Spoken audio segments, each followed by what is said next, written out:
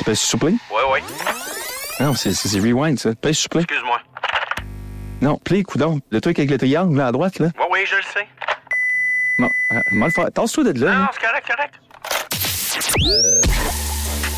La ligne des mêlés. La ligne des mêlés. La ligne des mêlés. La ligne des mêlés. La ligne des mêlés. La ligne des mêlés. C'est la ligne des mêlés, là. La ligne des mêlés.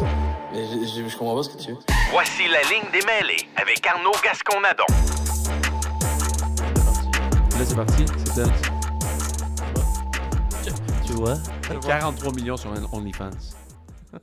Non, c'est pas elle.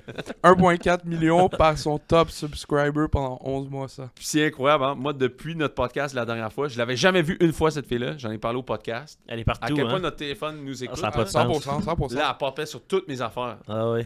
Des fois, je pense à quelque chose, puis mon téléphone, il commence à me le montrer. Je sais, toi, c'est quoi l'affaire? Toi, lui, il regardait le poker pendant le podcast la dernière fois. C'était quoi leur nom, déjà? Pendant le podcast, j'ai regardé Lina contre Olga. Lina, Olga, gros match-up. Gros match-up, finale de poker, ça tremblait, là, tu sais. Puis en Oh, plus, ouais. elles étaient vraisemblablement un peu de mon goût. Ouais. Un petit peu. Puis là, finalement, j'ai même pas vu qui a gagné. Puis là, depuis, c'est juste du World Series of Poker sur mon cell. Puis je suis tombé dedans, là. C'est rendu que je regarde des grosses mains de poker. Incroyable. Ah. Moi, des fois, je regarde mon TikTok le soir, je regarde des matchs de Magnus Carlsen, Ah, ben oui. le oui. pro des échecs. Là. Ah oui. Je comprends rien. ce Dominant, qu'il fait, là. Je le regarde, il close tout le monde en 2 minutes et quart. Ah, lui, c'est genre, j'arrive 15 minutes en retard, puis je te bats en 3 minutes. Ouais, il est comme, il faut vraiment que je te pète parce qu'il faut que j'aille pisser. Tu sais, genre, t'es comme, voyons. Come on, Magnus. Comment, Magnus? Il regarde même pas, rendu juste la pissette pendant qu'il te bat, là, tu sais. Fatigant. Alright, vous êtes à la ligne des mêlés. Merci beaucoup d'être à la ligne des mêlés. On est rendu à la semaine, c'est quoi, la semaine 13 ou 14 à la NFL? 14. 14 de la La NFL. NFL, oui. Aujourd'hui, on parle NFL, on parle aussi NCAA, on parle... Hey, je suis en train de faire un podcast, c'est pas le temps de m'appeler. Non, réponds. J'ai hâte de répondre. Réponds. Allô! Non, j'ai hâte de répondre par exemple à ça, ça va être tantôt. OK, fait que NCAA, c'est les championnats de conférence en fin de semaine. On va en parler un petit peu. On va parler aussi, on va faire un petit retour sur le clip qu'on a sorti la semaine passée sur la Division 1 canadienne. On va faire un petit parallèle avec des choses qui se passent dans la NFL. Quelques nouvelles de la NFL, quand même pas mal quand même cette semaine. Plusieurs nouvelles de la NFL. Puis on va analyser certains matchs ensemble de la fin de semaine de la NFL qui va se passer en fin de semaine. Puis, n'oubliez pas, en fin de podcast, on va donner nos meilleurs paris pour la fin de semaine. Toutes sortes de choses en fin de semaine assez intéressantes. Surtout, moi, j'en ai du côté des props. J'ai des props qui sont intéressantes en fin de semaine. Et voilà. Donc ça, on commence avec ça. Aussi, je veux remercier tout de suite notre commanditaire, ubet.io. Vous pouvez aller sur ubet.io pour faire toutes vos paris sportifs, des cotes en temps réel, les meilleures cotes possibles. Donc, merci à Ubet de commanditer le podcast de jeudi et de lundi. À vérifier, il faut que je parle tantôt avec la gang. Peut-être que lundi, on fera un podcast le mardi ou en tout cas quelque chose de même. J'ai peut-être un conflit d'horaire lundi. Oh, OK, donc tumultueux. Ouais, exactement. J'ai peut-être un petit conflit d'horaire lundi soir. À voir ce que je suis capable d'organiser. Mais en gros, je vais être bien honnête. Là. Je vais être super honnête. On m'a offert d'aller au Canadien lundi. Sacrément. Hey. Non, mais là... Ben là, tu vas sans nous? Puis nous autres. Premièrement... Ben là. Puis nous autres là-dedans. OK, Ben là. je vais vous mettre dans mon sac. On va faire comme les gars qui rentraient avec des gros imperméables, là, genre un sur l'autre. Là. Bon. On va faire un humain de 12 pieds. 15 pieds. Exactement, ça existe. Ouais. 6 pieds, puis genre 3, 4 Il n'y a pieds. pas un là. Québécois, 3, là? 4 Il n'y a pas un Québécois qui joue... Hey, 5 et 8 et demi, là. Ah, c'est ça. Hey. Exact. Je prendrai pas des pouces. C'est sûr qu'il y a Pepper qui est en haut, là, parce que ça va être le plus facile pour se pencher pour pas pogner le mur. avec c'est le ça. Canadien. À voir, là, tu sais, là. La Sainte Flanelle. Ah, tu sais. Contre qui? Puis, tu sais, le lundi, c'est contre les Ducks, je pense. Anaheim. Puis là, l'affaire, c'est que je me disais qu'il n'y aurait pas de problème, mais je pense que vu qu'il y a un match du Canadien, il y a comme un avant-match ici au podcast, à la radio. Fait que nous autres, il faudrait le faire à 7. La game est à 7h30. Moi, ça me dérange pas d'avoir une game à 8h15. Là. Ben ouais, mais tant qu'à y aller, tu peux y aller comme faut, là. Tu sais. Bon, en même temps, pour voir quoi, là, tu sais. Hey. Une gang de piment pendant n'importe quoi. Non, là, on est revampé. Ah ouais, on est revampé parce que Patrick Lainé, là. monsieur au col roulé de petit pied le dinosaure vient d'arriver. Ben, t'as-tu vu son snipe, par exemple? Ouais, son Un putting, là. J'ai vraiment juste accroché sur le col roulé, là. Pas tard. Qu'est-ce qu'il a fait avec ça? J'ai jamais vu un col roulé autant déroulé. Oh. Genre, Tu te rappelles pas de Thomas Turtleneck? Non, mais c'est rien comparatif à Plekanec, là. Plekanec avait un petit col roulé de 2-3 pouces ici. L'année, il y a 3 écharpes. Pour moi, il est fret ou quoi? C'est quoi l'affaire? C'est pas un col roulé, c'est une écharpe. C'est un Finlandais. Ah, voilà. Il y a des grands froids en Finlande. C'est un Finlandais. Mais bon, en tout cas, on verra ça. C'est pas la fin du monde. Mais de toute façon, faire un petit retour le mardi, c'est cool aussi. Ben oui, toute la fin de semaine. Tu sais. On peut faire un retour sur la game du lundi aussi. C'est ça, en plus, on peut le faire en plus. Fait qu'on va tenir au courant par rapport à ça. Il va falloir que j'en parle un petit peu. Mais tu sais, moi, je suis un gars honnête. Hein? Je vous dis les vraies affaires. Qu'est-ce que vous feriez à ma place? Qu'est-ce que vous feriez à ma place? Écouteriez-vous la ligne des mêlées en direct à la game du Sunbelt? On pourrait, tu sais, en tout cas. Mais qu'est-ce que vous feriez? Laissez-moi ça en commentaire sur le podcast. Qu'est-ce que je devrais faire? Je vais y aller avec le plus. Je vais y aller avec le plus de commentaires qui choisissent ce que je dois faire. Ouais. On va faire ça de Les même. meilleures insultes sont aussi acceptées. Ouais, les meilleures insultes sont acceptées aussi. N'importe qui peut me faire changer d'idée. En ce moment, je lean un peu, genre 70-30 aller au Canadien. Correct. Les Ducks, ils ont-tu une bonne équipe, Papu? Ben, c'est une bonne équipe jeune. Là. Il y a beaucoup de jeunes intéressants à regarder. C'est une C'est équipe Trevor rapide. Zegras. Ça manque un peu de Ben, de c'est pas- présence de vétérans dans cette Ils équipe-là. sont pas mais... pourris d'ailleurs, les Ducks. Ben, c'est ça, ils sont mauvais, mais c'est un peu comme les Canadiens dans le sens où ils ont énormément de bons jeunes OK. qui ont du beau potentiel. Là. Ils sont en reconstruction aussi. Ça, le lundi, les matchs sont sur Amazon, c'est ça? Amazon Prime. Amazon Prime. Ben, c'est le ça. Canadien, c'était l'équipe Prime Time. Là, t'sais. C'est ça, parce que c'est mon père qui m'a appelé tantôt pour me dire qu'il y avait des billets avec Amazon Prime parce qu'il fait une série sur Amazon. Fait que là, il l'invite genre à la game. Amazon va take over tout, là, en Ben passant, oui, là. mais oui, oui, oui. Ben, ben. Pensez-vous que Jeff Bezos va acheter une équipe de la NFL? Il parle des Bears, puis peut-être les Jets. Mais c'est si les autres le laissent rentrer dans le club, là. Pourquoi il ferait Dans pas le les- club. Parce qu'ils peut-être ils veulent pas qu'il y ait quelqu'un avec autant de pouvoir qui Autant rentre. d'argent. Genre Jerry Jones, peut-être il regarde ça puis il se dit. Ouais, Parce faut que quand même Jerry Jones, que c'est lui qui a le plus de poids, là. Parce qu'il avait dans fait les une offre owners pour en les ce moment. Commanders, Jeff, puis ça avait été refusé. Ouais. Jeff Bezos, puis Gary Vee qui achète les Jets, là. Je me... Tu quoi? Ah, mais tu rêves en couleur, là. Donne-nous 3 options de ce excité. qui se produirait. J'étais excité. Ok. Je ne permets pas de rentrer dans ma couchette, mais je suis excité. Ça, c'est clair. Bon, alright. Parlons. Je veux parler. On commence avec NCAA tout de suite? Ou avec les petites nouvelles de la semaine? On commence avec les nouvelles de la semaine. Ouais, les petites talents de la semaine. tu sais. OK. Les nouvelles de la semaine dans l'avant-match aujourd'hui, il y a des affaires qui ont retenu mon attention. Et on commence à parler. OK, il y a Joe Burrow qui s'est acheté la Batmobile Incroyable. Oui. à 3 millions de dollars. La vraie Batmobile dans la nouvelle série. Là. Non, non, c'est dans les films de Christopher De Nolan. Christopher Nolan. Ben, c'est pas en ça, la nouvelle 2012. série? Non, ça, Ah, c'est les films de l'ancienne, 2012. c'est vrai. Est-ce que je sais pas? Moi, j'ai pas voulu gâcher mes souvenirs de Christopher Nolan. Là. C'est les meilleurs 3 films de Batman que j'ai vus Exact. dans ma vie. Là. Mais oui. La Batmobile, là, genre. Ouais. Prime time, là. Ouais, la prime time Batmobile. La Batmobile incroyable. Puis tu disais que. Ah, puis après, même quand ils détruisent le stade des Steelers, là, dans ces films-là, là. c'est- Ouais, exact. Mais ça battait pas le premier 3 là, dans ma tête. Là. Mais ça, c'est Ah, dans c'est les le 3. troisième. Non, ça, c'est le, Toi, tu ouais, parles ça, de- c'est le troisième. Tu parles de ça Troisième. avec Heath Ledger. Ah, le mais premier, ça, le premier, je le c'est trouve ça. incroyable. Ouais, dans le deux. Le premier, je le trouve incroyable. Mais oui. Avec Begins. Avec l'autre. Liam Neeson. Ouais. C'est incroyable.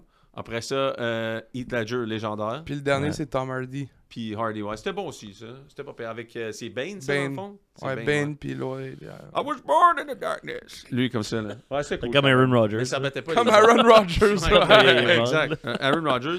Fait que j'ai des affaires intéressantes sur les Jets. OK? Il y a des, on fait un parallèle par rapport à ça. Tiens, mais Burrow qui s'achète la Batmobile, là, 3 millions de dollars. C'est Ouais. pourri comme investissement, mais Ben, pour je te vrai. garantis que si j'avais son argent, je le ferais, c'est sûr. Il y en a 100%. comme 10, c'est ça que tu disais? Ouais, il y en a 9 ou 10. 9 ou 10 qui ont été released. T'as pas le droit de conduire nulle part. Non, Mais c'est- c'est tu vas faire avec ça. C'est peux pas pas le street conduire. legal. Non, Ouais. c'est pas street Mais legal. dans ce mais cas-là, il va c'est- faire quoi avec? Il va aller, j'en sais rien. C'est un terrain. C'est un Tu peux-tu terrain. l'amener genre au circuit de course? Probablement. Sûrement, c'est ça. Ça Il va le laisser comme un truc de NASCAR, là, puis faire des gros tours là, de batte. Par Là. exemple, t'imagines le garagiste, mettons qu'il y a un problème avec ça. Là. Quel garagiste se claque ça? Ah, c'est Brrr, t'arrives avec ça. Ma C'est transmission. Alfred. C'est Alfred qui s'en occupe. c'est Alfred. OK, parallèle avec les Jets, parce qu'on parle de Darkness. Les Rodgers sort un documentaire le 17 décembre sur j'ai vu Netflix sur ses trips d'ayahuasca. Ah oui. Ouais, exact. C'est vraiment fou pour vrai. C'est un live. Genre, je comprends même pas. La saison des Jets va être légendaire. Là. Légendaire. À quel point on pensait qu'elle allait être bon. Woody Johnson qui débarque en hélicoptère, sac dehors Joe Douglas. Ils auraient Devontae Adams qui quitte une équipe de marde pour aller dans une équipe encore pire. Puis le documentaire par-dessus tout ça qui sort genre 17 décembre, qui honnêtement explique à quel point l'équipe est à chier. Le QB est juste à brosse totale. Fait de l'ayahuasca à chaque fin de semaine, fait des trips spirituels. À quel point il s'en sac de sa saison de football. Lui, il s'en va dans l'au-delà après la game. Là. L'au-delà. Tu penses que c'était sa dernière saison? Là? Non, mais depuis qu'il a fait de l'ayahuasca, il a checked out. J'ai écrit ça sur Twitter, là, mais il a checked out. Moi, j'avais parlé à des combattants de MMA, là, puis il disait tous les gars qui se battaient, qui ont fait de l'ayahuasca... Ils peuvent plus se battre après? Non, ils ne peuvent plus se battre après. Il y a un concept où, genre, même dans le sport... Ta perspective change trop, genre? Ouais, exact. Ça change, ça réaligne, genre, un peu ton cerveau pour vrai, là. Tu sais, genre...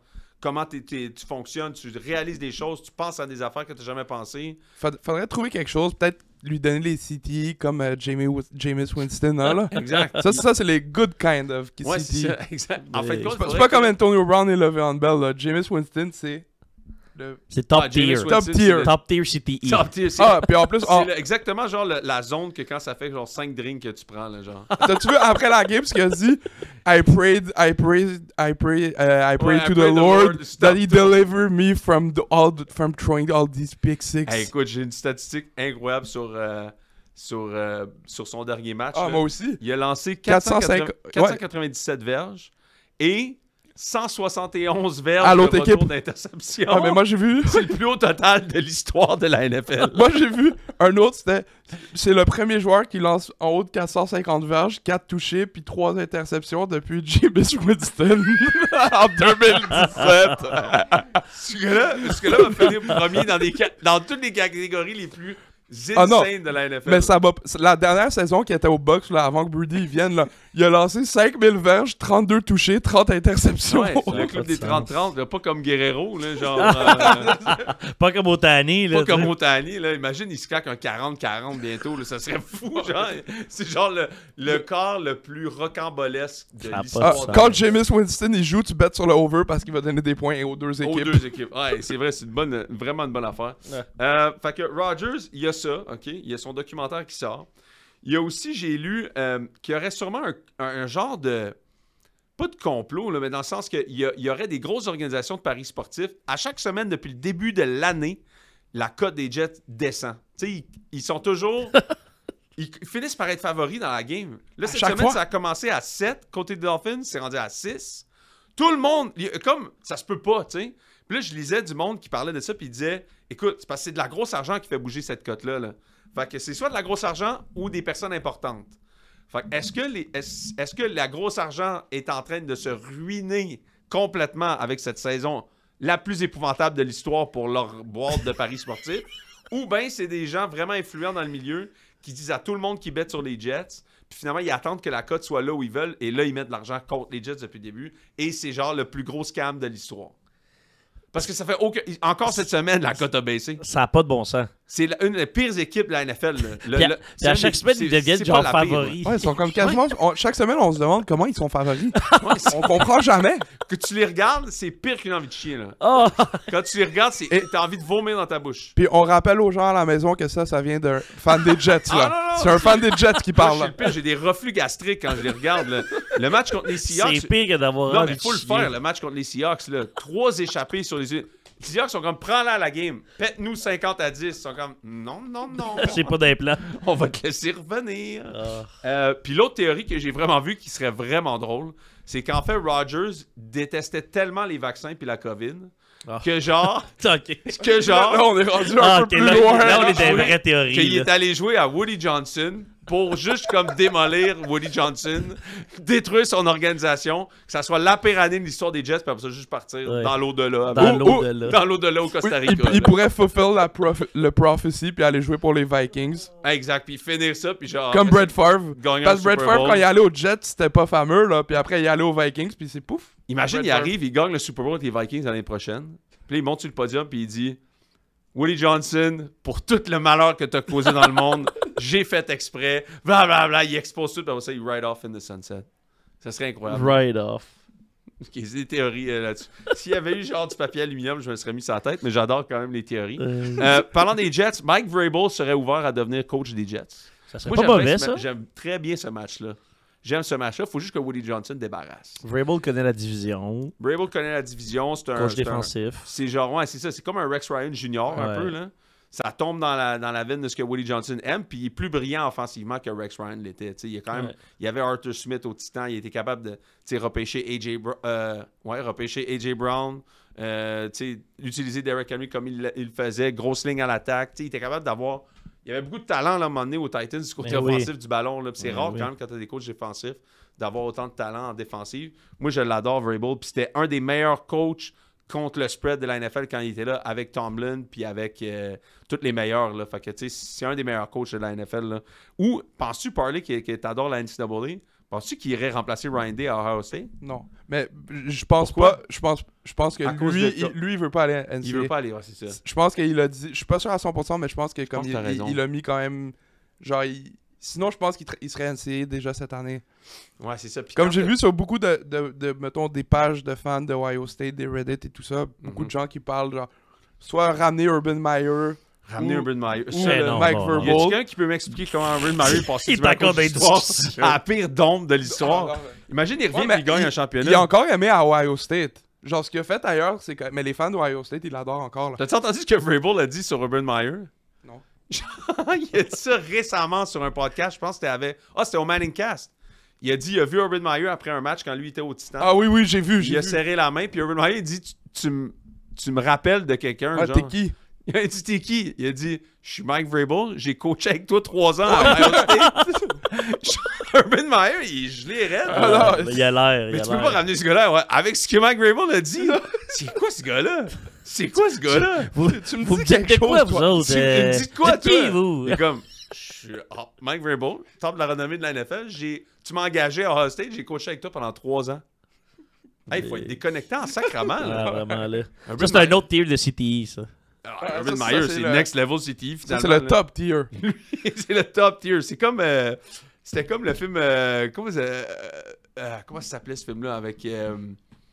Tropic Thunder, avez-vous vu ça? Ben oui, c'est un classique. Ah, là. Tropic Thunder. Puis la meilleure phrase du film, c'est You went full retard.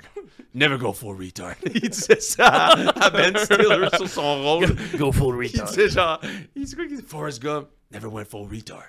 You went full retard. Ça, c'est Urban Meyer. Il faudrait que quelqu'un dise, never go full retard. Urban. Fait que c'est ça. Aussi, on parlait de NCAA. Je veux juste prendre un 2 minutes, là. Il prend un 2. Eric Bieniemy, là. Est-ce que quelqu'un se rappelle de Eric Bieniemy? Eric Bieniemy. C'est aussi Pas fou. moi.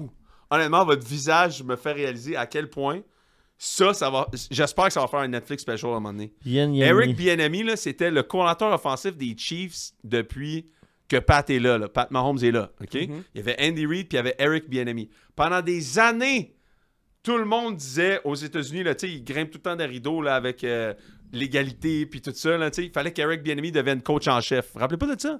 Il fallait que... Comment ça, Eric Bieniemy a pas... Tu sais, Ryan Clark sortait là-dedans. Tous les influenceurs / chroniqueurs de football là, sortaient en disant « Ça n'a aucun sens, puis c'est à cause de sa couleur de peau, puis blablabla. » Puis là, ils sortaient là-dedans. Puis là, à un moment donné, c'était comme... Il est peut-être juste mauvais, je sais pas. Tu sais, il est peut-être... Je sais pas, il se passe quelque chose. Comme... C'est vraiment... Tu sais, il y en a d'autres là ailleurs. Là. Il y a Mike Tomlin, il y en a plein d'autres. Tu sais, pourquoi lui, il aurait tant un problème? Fait que là, il s'est fait donner la job. Finalement, il a interviewé pour des coachs en chef, il l'a jamais eu. Puis là, ça faisait... Tout le monde des médias là, disait « Ça n'a aucun bon sens, Eric Bieniemy, qui n'a pas une coach, qui n'a pas une job de coach. » Là, finalement, il a eu la job aux Commanders. Pas cette année, l'année dernière. Il était aussi 1 an. Ouais. S'est fait sacrer dehors. Puis là, après ça, il est allé coacher cette année à UCLA comme coordinateur à l'attaque. Son offensive a fini, je pense, 110e sur 117e. Il vient de se faire sacrer dehors de UCLA. Tu sais, je veux dire, le downfall, là, entre passer de Pat Mahomes à Commanders, qu'il clear house tout le monde, puis lui, tu t'en vas. Alors ça, UCLA vient de sacrer dehors. Je veux dire, pour moi, il va coacher à les maraudeurs du Collège Laval dans 3 mois, là. Je sais pas, mais je veux dire, finalement, il était fucké en tabarouette, ce gars-là. Hein? C'est tout, là. Ça, c'est flagrant quand même comme downfall. Là. C'est gros, hein? Parce que là, UCLA, il était pourri, là. Puis c'était lui, là. Puis là, je suis tombé sur lui il y a comme quelques semaines. J'étais comme, oh mon Dieu, Eric Bieniemy. Je sais à quel point toute la gang qui parlait de lui comme quoi ça devrait être le coach en chef, là, le choisi. Personne parle d'Eric Bieniemy maintenant. C'est comme, bon, finalement, peut-être qu'on s'était trompé. En tout cas, ça m'a fait bien rire. Il y a aussi Trevor Lawrence. Je veux parler de Trevor Lawrence un petit moment sur... Non, on parlait de NCAA. Je vais finir avec le plaqué de Aziz El-Shahir sur Trevor Lawrence. Brian Kelly, le coach de LSU, a sorti un tweet, ou en tout cas, il y a un tweet qui est sorti sur un bout de son entrevue. Il dit que les NIL, c'est vraiment de la grosse merde. C'est tough, là. Il dit en gros, les jeunes, ils repêchent... Parce que là, il a perdu 2 commits de 5 étoiles, genre cette semaine.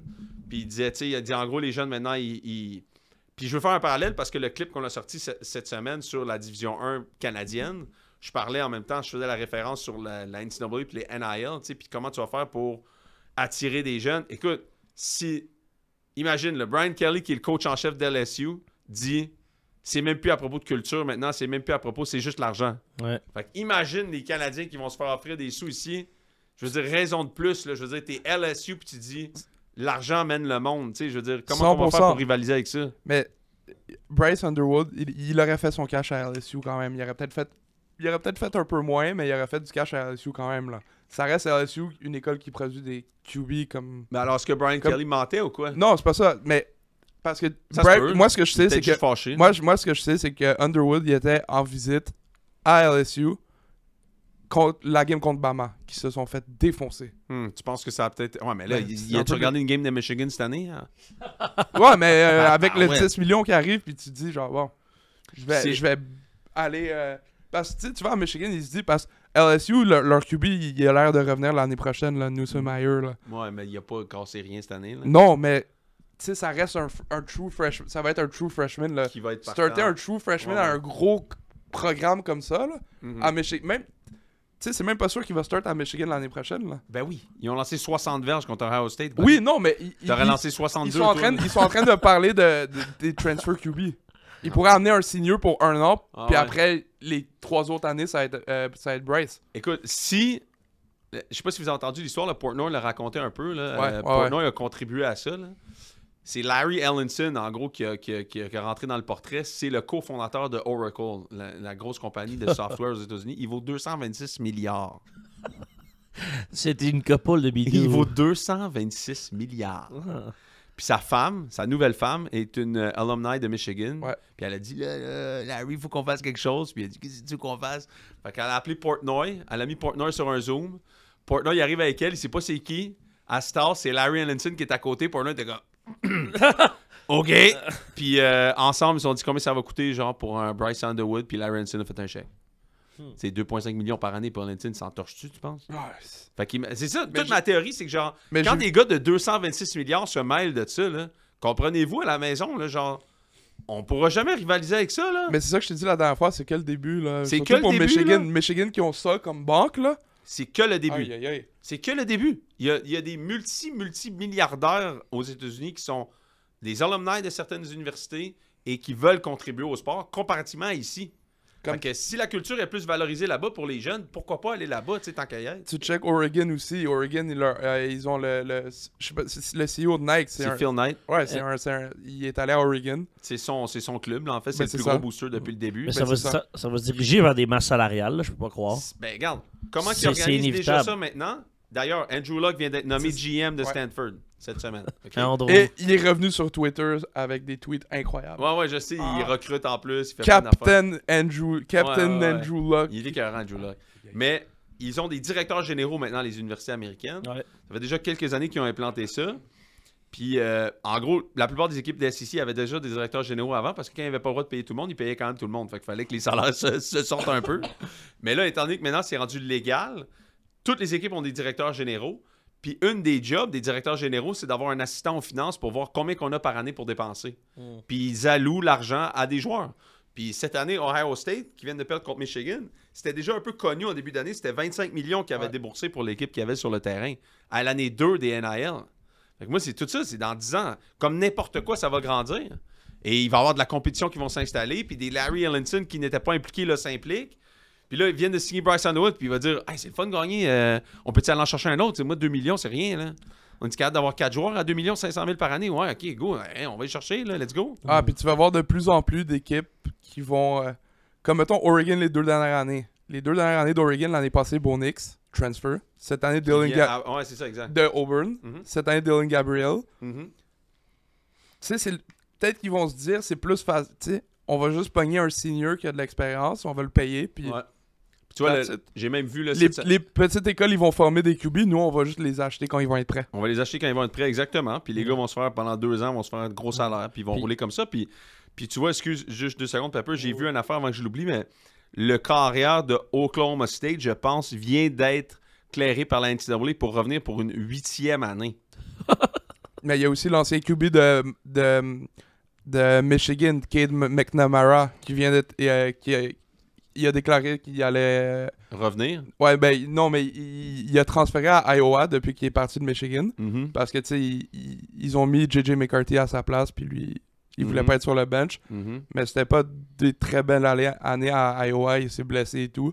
Fait que là, il y a une 7e année de football, fait qu'il va de transfer. Regarde, toi, je viens de le voir. Oklahoma State quarterback Alan Bowman vient de gagner sa cause et va être... ils vont lui donner une 8e année d'éligibilité. Fait que, tu sais, t'as comme... Lui, ça fait 8 ans qu'il est dans des parties universitaires. Non, mais c'est pas juste ça. C'est que, n'a pas genre, de sens, il sait qu'il jouera pas NFL ou que ça va être une carrière de marde, là. Tu sais, genre, équipe de pratique, bench, fait sacré d'or. Tu fais 250 000 US par année. Tu veux tirer la sauce le plus possible? Pourquoi pas? Mais oui. Fait que, tu sais, c'est mettons, le Canadien, lui, qui va aller, là, comme on parlait de Raymond, le Raymond, on l'appelait Raymond, là, le porteur de ballon de Rutgers. Tu sais, je veux dire, il va faire une pièce, là. Il va faire une pièce à Rutgers comme porteur de ballon numéro 1, c'est clair, là. Rutgers qui est dans le Big Ten. Fait que comment tu fais pour rivaliser avec ça quand ça ne va qu'augmenter? C'est impossible que ça diminue. Tu sais, je veux dire, à moins que ça devienne réglementé, mais ça m'étonnerait bien gros. Puis c'est que déjà que...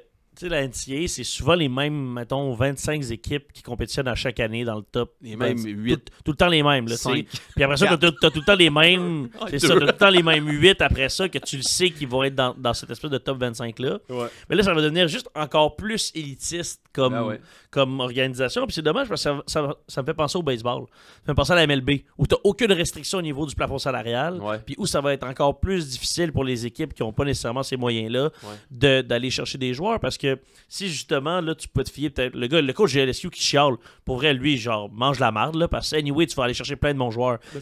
Mais les autres petites organisations... Parle-moi du RSEQ, voir. Ah ben c'est ça, là, tu sais. On l'a à petite échelle. Ça décline jusque-là, là, tu sais. On l'a à petite échelle. Puis moi, mon problème avec les RSEQ, comme je disais, de la Division 1 canadienne, c'est pas que Laval, Montréal ou que ça coûterait trop cher. C'est que moi, je pense que ce qui va arriver, c'est que des équipes vont juste partir. On va dire, on n'est plus capable de suivre. On n'est plus capable de suivre le concept.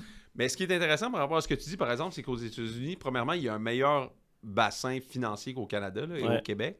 Fait qu'il y a un meilleur bassin financier pour organiser ce genre d'affaires-là. Mais aussi, cette année, tu as vu quand même des équipes auxquelles personne ne s'attendait à être compétitives. Parce que depuis qu'il y a eu le NIL, il y a des équipes comme Colorado, par exemple, qui ont dit « Hey, en passant, nous autres, on a de l'argent en tabarouette de booster. On est-tu capable d'être compétitif avec ça? Parce qu'avant ça, comment tu faisais pour attirer quelqu'un dans le Big 12 au Colorado? Tu n'avais pas de façon de les attirer. Mais là, s'il y a de l'argent, puis comme Brian Kelly dit, si les jeunes valorisent plus l'argent que la culture, bien là, tu fais venir des joueurs au Colorado. Ils ont pogné le deuxième joueur le mieux coté dans la classe de recrutement. Donc, et tu as vu l'essor de Colorado depuis 2 ans. Oui, c'est Dion, mais Dion a amené de l'argent, a amené des boosters, on a besoin d'argent pour des NIL. Ils ont recruté des gars de la Floride, du Texas, ci et ça. Ce que tu n'avais jamais vu avant. Puis comme Michigan. Ouais, puis ils viennent de land le prospect numéro 2 au pays, là. Exact. QB aussi. Exact.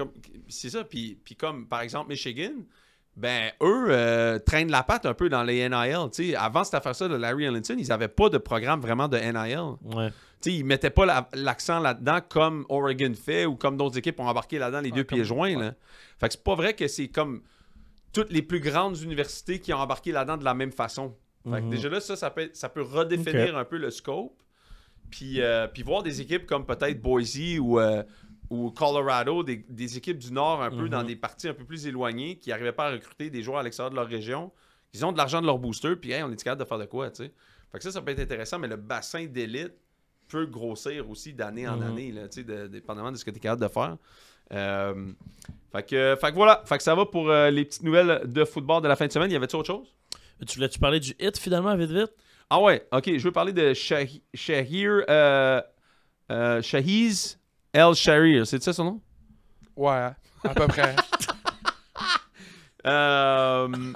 Ouais, c'est pas le nom le plus simple. Aziz El-Shahir, le joueur des Texans. Écoute, j'ai trouvé ça bien intéressant. Ce que Tom Brady a dit à ce sujet-là, je pense que Tom Brady, c'est clair qu'il doit, derrière la porte, là, il doit dire à quel point tous les règlements de la NFL le fait chier, là, parce que il est vraiment gentil quand il parle de ça. Puis il y a un extrait sur Internet il était à Colin Cowherd pour parler justement de ça. Puis dans l'extrait, ce qui est intéressant, c'est qu'il dit, tu sais, il dit ce que tout le monde pense à voix basse, un peu d'une certaine façon, c'est que les règlements sont tous pour favoriser l'attaque de la NFL en ce moment. C'est comme si la défensive, c'était devenu les mauvais garçons. Là. Là, on a un peu le stigma facile ces temps-ci en société. Là. On veut catégoriser une personne de bonne puis l'autre de mauvaise. Là, fait que Aziz El-Shahir, c'est devenu un diable. Là, c'est le pire hit de l'histoire de l'humanité. Puis il a fait ça pour blesser. Puis il a même utilisé son protège-coude pour blesser l'adversaire. Là, Colin, tu sais, guys, il serait arrivé de l'autre bord, il l'a refait avec l'autre bras, là. C'est pas Jax dans Mortal Kombat, là, tu sais, genre, mon bras mécanique, là, personne qui joue de même, là, tu sais. J.J. Watt a eu ça toute sa carrière, puis il y a personne qui a jamais rien dit, là, tu sais. Fait que c'est bien intéressant ce qu'il disait, parce qu'il relatait certaines choses, comme par rapport au fait que toutes les pénalités s'en vont du côté de l'offensive. Est-ce que la NFL fait ça pour protéger ses joueurs, ou fait ça pour un peu prioriser l'attaque, comme la CFL le fait, pour amener le plus de points possible pour que tout le monde soit content à regarder le spectacle? Est-ce que d'un autre côté, est-ce qu'on veut vraiment protéger nos carrières? Est-ce qu'on veut vraiment protéger nos joueurs? Quand on protège juste d'un côté du ballon, tu sais, je t'ai parlé en début d'année de defenseless receiver. On a-tu déjà entendu parler de defenseless defender? Tu sais, pourtant, un porteur de ballon qui court la balle avec 25 verges d'élan, puis un gars qui se défait d'un bloc puis qui a 0 élan, le porteur de ballon qui baisse le casque pour l'assassiner. C'est un defenseless defender. Là. Je m'excuse. Là. Et il n'y a pas de punition là-dessus. Fait que baisser le casque pour un demi-défensif, c'est pénalisé, mais baisser le casque pour un joueur offensif de le faire, c'est pas pénalisé. Pourquoi est-ce que si on veut protéger nos joueurs autant, on fait courir les carrières autant? T'sais, pour les coordinateurs à l'attaque, eux autres ne veulent pas protéger leur carrière. Ça, c'est ça que. C'est vrai, c'est un très bon point que Tom Brady amenait. Puis le pire dans tout ça, c'est que tu as vu dans les dernières années, les carrières vraiment profiter de ces règlements de marde-là. Là. C'est genre Kenny Pickett dans la NCAA fait une feinte de glisser, finalement s'en va pour un toucher. Josh Allen a fait ça, je pense, il n'y a pas très longtemps. Il a feinté une glissade, je pense, contre les Steelers à Buffalo. Parti pour un toucher. Pat Mahomes qui fait semblant d'aller en ligne de touche, qui arrête, qui continue sur la ligne de touche pour un autre 15 verges. Puis t'as Collinsworth qui est genre « Oh my God, what a great play by Pat Mahomes! » C'est conneries. Ça, même la fois où est-ce qu'il arrive out, il fait comme s'il allait aller out, puis il descend l'épaule sur le début. Ouais, c'est ça, encore plus. T'as plein d'affaires comme ça où les gars prennent avantage de ces règlements de marde-là qui font aucun sens. Sans parler de toutes les fois où dès qu'ils sont touchés, ils tombent à terre. C'est ça. Mahomes, dès qu'il sort un peu out of bounds puis il se fait frôler, là, c'est la mort. Il tombe, là, man. C'est la mort. Incroyable comment c'est la mort. Donc, c'est quoi la solution par rapport à ça? Parce que la NFL s'est elle-même mise dans ce pétrin-là. Elle veut pas nécessairement protéger son carrière parce que sinon, elle limiterait les coordinateurs à l'attaque de faire courir Lamar Jackson 10 fois par match ou Josh Allen ou tout ça. Donc, est-ce que tu protèges tes joueurs ou tu protèges pas vraiment tes joueurs? D'un autre côté, ils se sont mis là-dedans. Fait comment ils vont s'en sortir de ça? Ben, c'est ça. Ils vont finir comme la NHL. Ils vont finir par punir le résultat plus que le geste. Right? Parce que le geste de Aziz El-Shahir, c'était-tu 3 matchs de suspension? Je pense pas. Le fait que Trevor Lawrence soit parti avec la pause à Tua Tagovailoa, tu sais, les Tortues Ninja direct dans les airs, tu sais, genre, freeze frame. Mais depuis, à cause qu'il y a eu l'air de ça, 3 matchs. Non, mais c'est vrai. C'est le résultat plus que le coup. C'est comme la NHL. On attend de voir que le gars il sorte de l'hôpital pour donner la suspension. Tu dis, punis le geste. Pas le résultat n'a aucun rapport. Il y a plein de facteurs. Des fois, l'autre peut être aussi à blâmer. Tu sais, Trevor Lawrence cherchait à aller chercher le premier essai. Pourquoi tu glisses pas avant, Trevor Lawrence? Tu veux, tu sais, comme, le gars, tu veux quoi? Je te donne le premier essai? Pourquoi t'es là d'abord? Tu sais, mais il sert à rien des gants défensifs, là. Je veux dire, ben là, tu cours, je sais pas si tu glisses ou non, mais t'es au premier essai, fait que je vais te le laisser. Ça marche plus dans le concept du football. Là. Sinon, il faudrait peut-être que, parce que je Je pense à punir quelqu'un qui glisse, je l'imagine peut-être un peu moins, mais peut-être que ça pourrait être qu'à partir du moment où il commence sa glissade, c'est à cet endroit-là exactement que le ballon va reprendre. Parce c'est à que peu près là. C'est comme ça, des fois, c'est C'est déjà comme ça. Ah ouais, mais Ouais. des fois, il donne une Dès que verge c'est ou une deux partie quand du même. corps, Ouais, mais toujours des fois, en il donne plus, mais techniquement, c'est censé être comme ça. Ouais. Tom Brady, il a dit, il parlait dans l'extrait justement de genre, est-ce qu'on devrait punir pour des glissades tardives? Ouais. Mais ça finit que c'est n'importe quoi. Ouais. C'est juste n'importe quoi. Si tu veux te protéger comme carrière, protège-toi, sinon tu vas te faire fendre. Ouais. C'est pas plus compliqué que ça, tu sais, je veux dire, c'est comme... Puis tu sais, en termes de se mettre à terre, là, il y en a qui, genre Tyler Lockett, là. Ça fait combien d'années qu'il a pas pris un hit, lui, là? Ouais, tu peux te mettre à terre, il exact. est capable, là, chaque Ben balle. Cahoon dans CFL l'a fait toute sa carrière, jamais Il été attrape frappé une balle, fois. il se met par terre. Ouais, exact. Foum, fini. Personne te touche, c'est réglé, tu sais. Fait que si tu utilises... C'est comme moi, c'est comme plus jeune, là, tu sais. Je serais pas allé à 3h du matin dans Central Park, là, en 1990, là. Non, mais tu vas te faire fendre, là. Tu vas te faire voler, tu vas te faire fendre. C'est la même affaire. Promène-toi pas sur le terrain comme un touriste en disant tout le monde me protège. Caliste, tout le monde est là pour t'arracher la face. Ah, comme Caleb Williams, C'est à ridicule. course. Caleb Williams qui a genre fait semblant de sortir pour Thanksgiving. rentrer puis s'est fait fendre finalement puis il a failli... Tout le monde a « Oh mon Dieu! » Mais tu sais, c'est quoi ta feinte que tu fais? T'as feinté d'aller à l'extérieur pour revenir en dedans. Tu t'es fait péter par Jack Ça, Campbell. Ouais, drôle. non, mais C'est pas drôle, ça, c'est clairement, genre, t'as pris trop de confiance et tu penses vraiment comme... Utiliser ce règlement-là contre les autres. Attends, tu vas te faire geler, là. C'est ça. Puis Amara St. Brown était sur son podcast avec son frère en disant que Dan Campbell a dit avant la game, il a dit si ce gars-là fait semblant de sortir, je vous jure, j'ai dit à tous mes joueurs de le fendre. Puis il est allé voir les refs, puis il a dit, je vous le dis, là, j'ai dit à mes joueurs de le fendre sur les sidelines. Fait que, genre, les refs étaient au courant que si Caleb Williams fait ça, il allait se faire fendre. Il y avait une fendeuse Non, mais qui se promenait sur le Ouais, il est terrain. allé voir en disant, genre, s'il fait semblant de sortir puis il revient, j'ai dit à mes joueurs de le fendre, de pas prendre de risque. Fait que vous le savez, là, genre. That's my coach. That's my coach. That's my coach. Ouais, ben c'est ça, mais Dan Campbell, c'est un ancien joueur aussi. Tu sais, il voit que les gars prennent avantage du règlement. Puis c'est là où moi j'ai un problème avec ça. Tu sais, je veux dire, c'est parce que c'est rendu ridicule où tu vas avoir vraiment. La NFL va être obligée, parce qu'ils reviendront pas en arrière de ça, là, si publiquement ils vont se faire péter. Ou en tout cas, eux autres vont trouver qu'ils vont se faire péter. Moi, je trouve qu'ils devraient revenir en arrière. Je dirais, on va arrêter d'arbitrer ça comme une gang de caves. Là. Mais ils vont être obligés de donner des 15 verges pour embellishment, comme la NHL fait, puis c'est ridicule. C'est ça que ça va finir par être ça. Ça va genre avoir où tu vas avoir, par exemple, roughing the passer, 15 verges roughing the passer, 15 verges embellishment, no flag on the play. Ça va être c'est n'importe quoi. Ouais. Il y en a un ou il y en a pas. C'est tout. Là. C'est le même avant, c'était pas compliqué. Anyway. Bon. Première joute? Ouais, parlons de la fin de semaine de football. Manquez pas, en fin d'épisode, dans à peu près, je sais pas combien de temps, là, on va avoir nos meilleurs paris pour la fin de semaine. On y va avec donc le premier match de cette 14e semaine de football. Ce soir. Ce soir, Lyon contre les Packers. Ouais, un des gros matchs de la fin de semaine. Ben oui. Il y en a 2 ou 3 qui sont C'est quand une même gros. pesante. Juste donner une petite affaire, par exemple. Je reçois des messages. Le monde font de l'argent avec nos paris, hein. Ouais. Moi, je reçois des messages, le monde sont genre plus 500, plus 600. Il y a du monde qui me disent qu'ils partagent ça dans le locker de hockey, donnent les bêtes à tout le monde. Let's go, la gang! C'est con qu'on part... Let's go! C'est con qu'on part notre affaire, là. Ben là, c'est ça. Je me disais, honnêtement, là, cette année, ça s'en vient un peu short. Quoique j'aurais vraiment eu envie de le faire. Ah, mais il y a plein d'autres sports, là. Mais c'est ça l'affaire, c'est les autres sports. Il y a Parce plein d'autres sports. que t'as moi, raison. au hockey, ça rentre. Mais, Ouais, moi, je basket, suis ça plus- rentre, là. Basket aussi, À quand part même. hier soir, parler. Ouais, mais hier soir, il manquait un point, 2 points. Arrête, là! Mais il y avait des deux. Je suis censé avoir du parlays fun, qui ont là. raté de genre 2 points chaque. Ah. Ouais, mais sinon, pour dire que. D'ailleurs, aussi, des fois, j'ai des messages que le monde m'envoie, mais ils font juste m'écrire Free Parlay. Je sais pas, peut-être qu'ils trouvent que je te garde en cage. Free. Mais c'est pas grave, moi, ça m'enchante. Free. À l'aide, s'il vous plaît, à l'aide. Help Wink the guy. twice if you- Fait que c'est ça, puis. Mais sinon, l'année prochaine, c'est sûr qu'on part quelque chose là, pour le football. Ça, c'est obligatoire. Free party. Puis tu sais, ça va probablement être le concept que je vous disais. Là, on va avoir une. Ouais. Ouais, on va avoir un gros concept de betting. Moi, j'ai envie de faire Wow. des grosses affaires par rapport à ça. Ça va être bien cool. Eh Fait oui. que ça, c'est l'année prochaine ou cette année, comme disait Parley, il y a d'autres sports. Attends, j'ai oublié ma... Oh. Ok. Il a échappé sa queue. Échappé ma petite queue blanche. Il a échappé sa queue. On va recharger mon ordinateur. Voilà. Le fameux Macintosh qui a toujours besoin d'être rechargé. OK, Packers-Lyon. Ce soir, gros match entre deux équipes qui se sont jouées il y a un mois. Hein? Faut quand même pas l'oublier.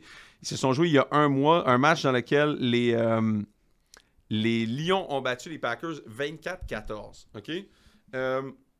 Ce match-là a quand même une grosse incidence pour la fin de la saison parce que les Lions sont obligés de gagner la game s'ils veulent conserver leur chance de finir premier parce que les Eagles jouent tellement bien en ce moment que les Eagles leur courent après. S'ils perdent cette game, ils deviennent, selon DVO, les simulations de DVOA, s'ils perdent ce soir, leur chance de finir avoir le number 1 seed, c'est juste 34%. Puis ils sont à 73% en ce moment. Avec une victoire, ils monteraient à comme en haut de 80%. Là. Ouais, puis s'ils perdent ce soir, ça va vraiment finir semaine en semaine qui des Eagles ou eux perdent la game pour savoir qui va finir premier. Ouais. Puis d'un autre côté, il y a une affaire qui me stresse du côté des Lions. D'ailleurs, ça affecte beaucoup ce que je pense d'eux. Les blessures? Ils sont tellement blessés, là. J'ai vu une affaire en défensive, ils ont, je pense... 13 blessés sur la liste des blessés. Le deuxième plus proche, la deuxième équipe qui a le plus de blessés sur le IR en défensive, c'est comme 7. C'est 7, exact. Ils sont extrêmement blessés. La liste est vraiment longue de joueurs qui est blessé. Au début, on parlait de Aiden Hutchinson, mais je veux dire, ça a commencé avec Aiden Hutchinson, puis ça a complètement déliré. Je vous donne la liste des joueurs blessés du côté des Lions, juste en défensive. Alex Anzalone, le secondaire. Ouais. David Bada, D-line. Derek Barnes, secondaire. John Kaminsky, D-line. Marcus Davenport, D-line. Hayden Hutchinson, D-line. Nate Lynn, D-line. Meli Fonyu, ça je ne connais pas, c'est un demi de sûreté. Kyle Pecco, D-line. Rackstraw Jr., demi de coin. Jalen Reeves-Maybin, secondaire. Malcolm Rodriguez, secondaire, qui était partant. Mackay Wingo, D-line. Juste sur la D-line, là, ils ont 1, 2, 3, 4, 5, 6, 7 joueurs blessés. Juste ça. 7 D-line de blessés. Premièrement, ça me fait chier pour Mathieu Betts. Parce que, genre... Ah, c'est sûr qu'il jouerait, là. Il y aurait eu une opportunité de jouer, c'est sûr. Écoute, rendu là, même s'il n'a pas eu le meilleur camp d'entraînement, il le met sur l'équipe de pratique et il est rembarqué sur le terrain. Ça, c'est clair, net et précis. Puis il n'aurait pas raté sa saison un peu comme il l'a raté au Lyon. T'sais, il aurait juste comme joué l'année dans la NFL, puis gagné l'expérience, puis voir ce que tu es capable de faire. Fait que ça, c'est dommage de ce côté-là. D'un autre côté, ben, dans le foot, dans le sport, comme dans la vie en général, je pense que le timing est vraiment important. Puis je suis pas sûr que les Lions l'ont cette année, le timing. Tu sais, perdre autant de joueurs. Puis non seulement Frank Ragnow est blessé, Taylor Decker est blessé, Amon-Ra St. Brown est questionable. Ils ont besoin de leur bye week. Ils ont besoin de finir premier pour aller chercher un bye week. Puis là, espérer qu'il y ait certains de ces gars-là qui reviennent d'ici la fin de l'année pour les aider. Parce que ça ressemble un peu à une équipe qui joue sur sa réputation, sur la hargne, mais combien de temps tu es capable de toffer ça? À un moment donné, tu arrives en playoff contre les meilleures équipes. Puis là, justement, tu as les Eagles qui sont reposés, qui sont jeunes, qui jouent super bien. J'ai l'impression que le timeline des Lions n'est pas super pour closer ça puis se rendre au Super Bowl comme il était peut-être supposé de faire avec une équipe en santé. T'sais. Ça, je suis d'accord. Mais le seul, comme quelque chose qui m'impressionne quand même des Lions, c'est que ça devient de pire en pire semaine en semaine. Ça a pas l'air de s'améliorer, les blessures. Là. Puis ils gagnent quand même. Puis ils trouvent toujours une façon de jouer. Comme cette année, sur leurs 12 games, ils ont été favoris 11 fois. Là. Puis il reste 9-3 ATS. Là. Ouais. Tout le temps favori, puis il clear toujours le favori. Là. Ouais, exact. Puis, non, c'est ça. Dan Campbell, on l'a dit, je pense, la semaine dernière, depuis 2021, le meilleur coach de la NFL. Ben, depuis qu'il est en poste, c'est le meilleur coach de la NFL contre le spread. Mais depuis 2021, c'est 75% contre le spread. Puis, je vais même t'en donner un autre. Goff est 44-19 contre le spread avec les Lions en carrière. Je veux dire, c'est vraiment énorme. Là. Puis, en plus, comme... À la maison, c'est là où il détruit tout sur son passage. Puis je vais même t'en donner un autre. Je vais le donner tout de suite. Je sais pas si je le donne tout de suite. Il y a des affaires... As-tu un best bet, toi, sur cette game-là? Non.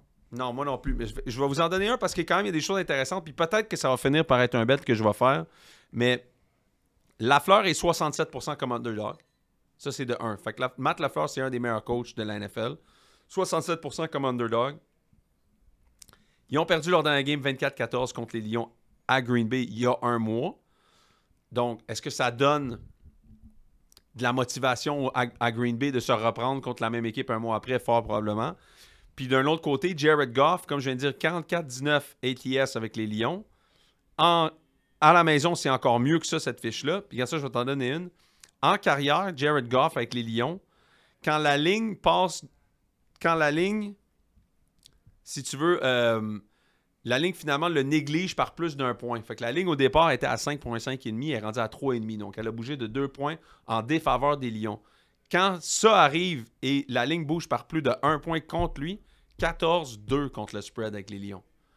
Fait qu'il est encore meilleur quand les gens pensent qu'il n'est pas si bon que ça. Et même dans les duels juste entre les deux équipes, les Lions, ils sont 4-1 dans les 5 derniers matchs entre ces deux équipes-là. Intéressant. Mais par exemple, de l'autre côté, c'est pour ça que j'y touche pas. Jordan Love en carrière est 5-1 ATS quand il n'est pas favori. Fait que, tu sais, je veux dire, c'est comme... c'est rare. Les deux se partagent des statistiques vraiment intéressantes. Vraiment. Ça va être un duel de titans, c'est ça que je veux dire. Ils sont bien coachés, ils ont des bons joueurs. C'est dur pour moi de choisir une équipe qui se détache avec ça parce que les deux... Tu pourrais faire le pour et le contre de chacune de ces équipes-là, puis dire, OK, ben moi je prends un, moi je prends l'autre, puis ça ferait complètement du sens. T'sais. Puis en plus, c'est un affrontement de division. Les affrontements de division, c'est toujours plus compliqué. Puis ça fait deux, trois fois de suite que les Lions, quand même, malmènent un peu les Packers, ou du moins qu'ils leur font payer cher. Autant, mettons, le dernier match à Lambeau Field de la saison régulière, je ne sais pas, il y a 2 ans, où ils les avaient empêchés de faire les séries, puis c'est un match qui pour eux voulait rien dire. Depuis ce moment-là, la rivalité a pris un step, puis les Lions ont tout le temps gagné. Fait que c'est à croire que c'est sûr que Green Bay va arriver avec le couteau entre les dents pour cette game-là. C'est sûr. Exact. Regarde bien, Jordan Love, juste pour apporter un petit détail, Jordan Love 5-1 contre le spread quand il est underdog par plus de 3 points. Fait que c'est ça la nuance, pas underdog par plus de 3 points. Les Packers, peut-être, les fromages. Moi, je trouve qu'il y a beaucoup de choses qui pointent vers les Packers. Mais je suis pas prêt à mettre une scène là-dessus. Parce que les Lions sont trop forts. Puis ils sont comme greedy comme leur coach. C'est ça, faut attendre we're gonna bite a kneecap off. Tu sais, genre, je veux pas dealer avec ça, là. Fait peur. Qu'est-ce que ça veut dire? Faut juste, avec les Lions, faut que tu attendes de voir, genre, une semaine où est-ce que tu vas sentir que les blessures, là, ça les a vraiment affectés. Puis là, tu vas te dire, OK, là, peut-être que les Lions, ça va commencer à être plus rough, mais on l'a pas vu encore, ça. Pas tant, puis de toute façon, malgré le fait qu'on parle du toughness des Lions, puis de ça vient beaucoup de leur attaque, hein? Puis leur attaque est encore sensiblement en santé. Fait que, tu sais, la défensive n'a jamais été... On l'a dit dès le début de l'année, on a dit leur meilleure qualité pour arrêter la passe, c'est Aiden Hutchinson. Tu sais, dans le sens... Il joue même pas DB, mais c'est comme le seul... C'était comme le seul bon joueur qu'il y avait en défensive, ou à peu près. Aaron Glenn a réussi à faire des miracles avec ça, mais tu sais...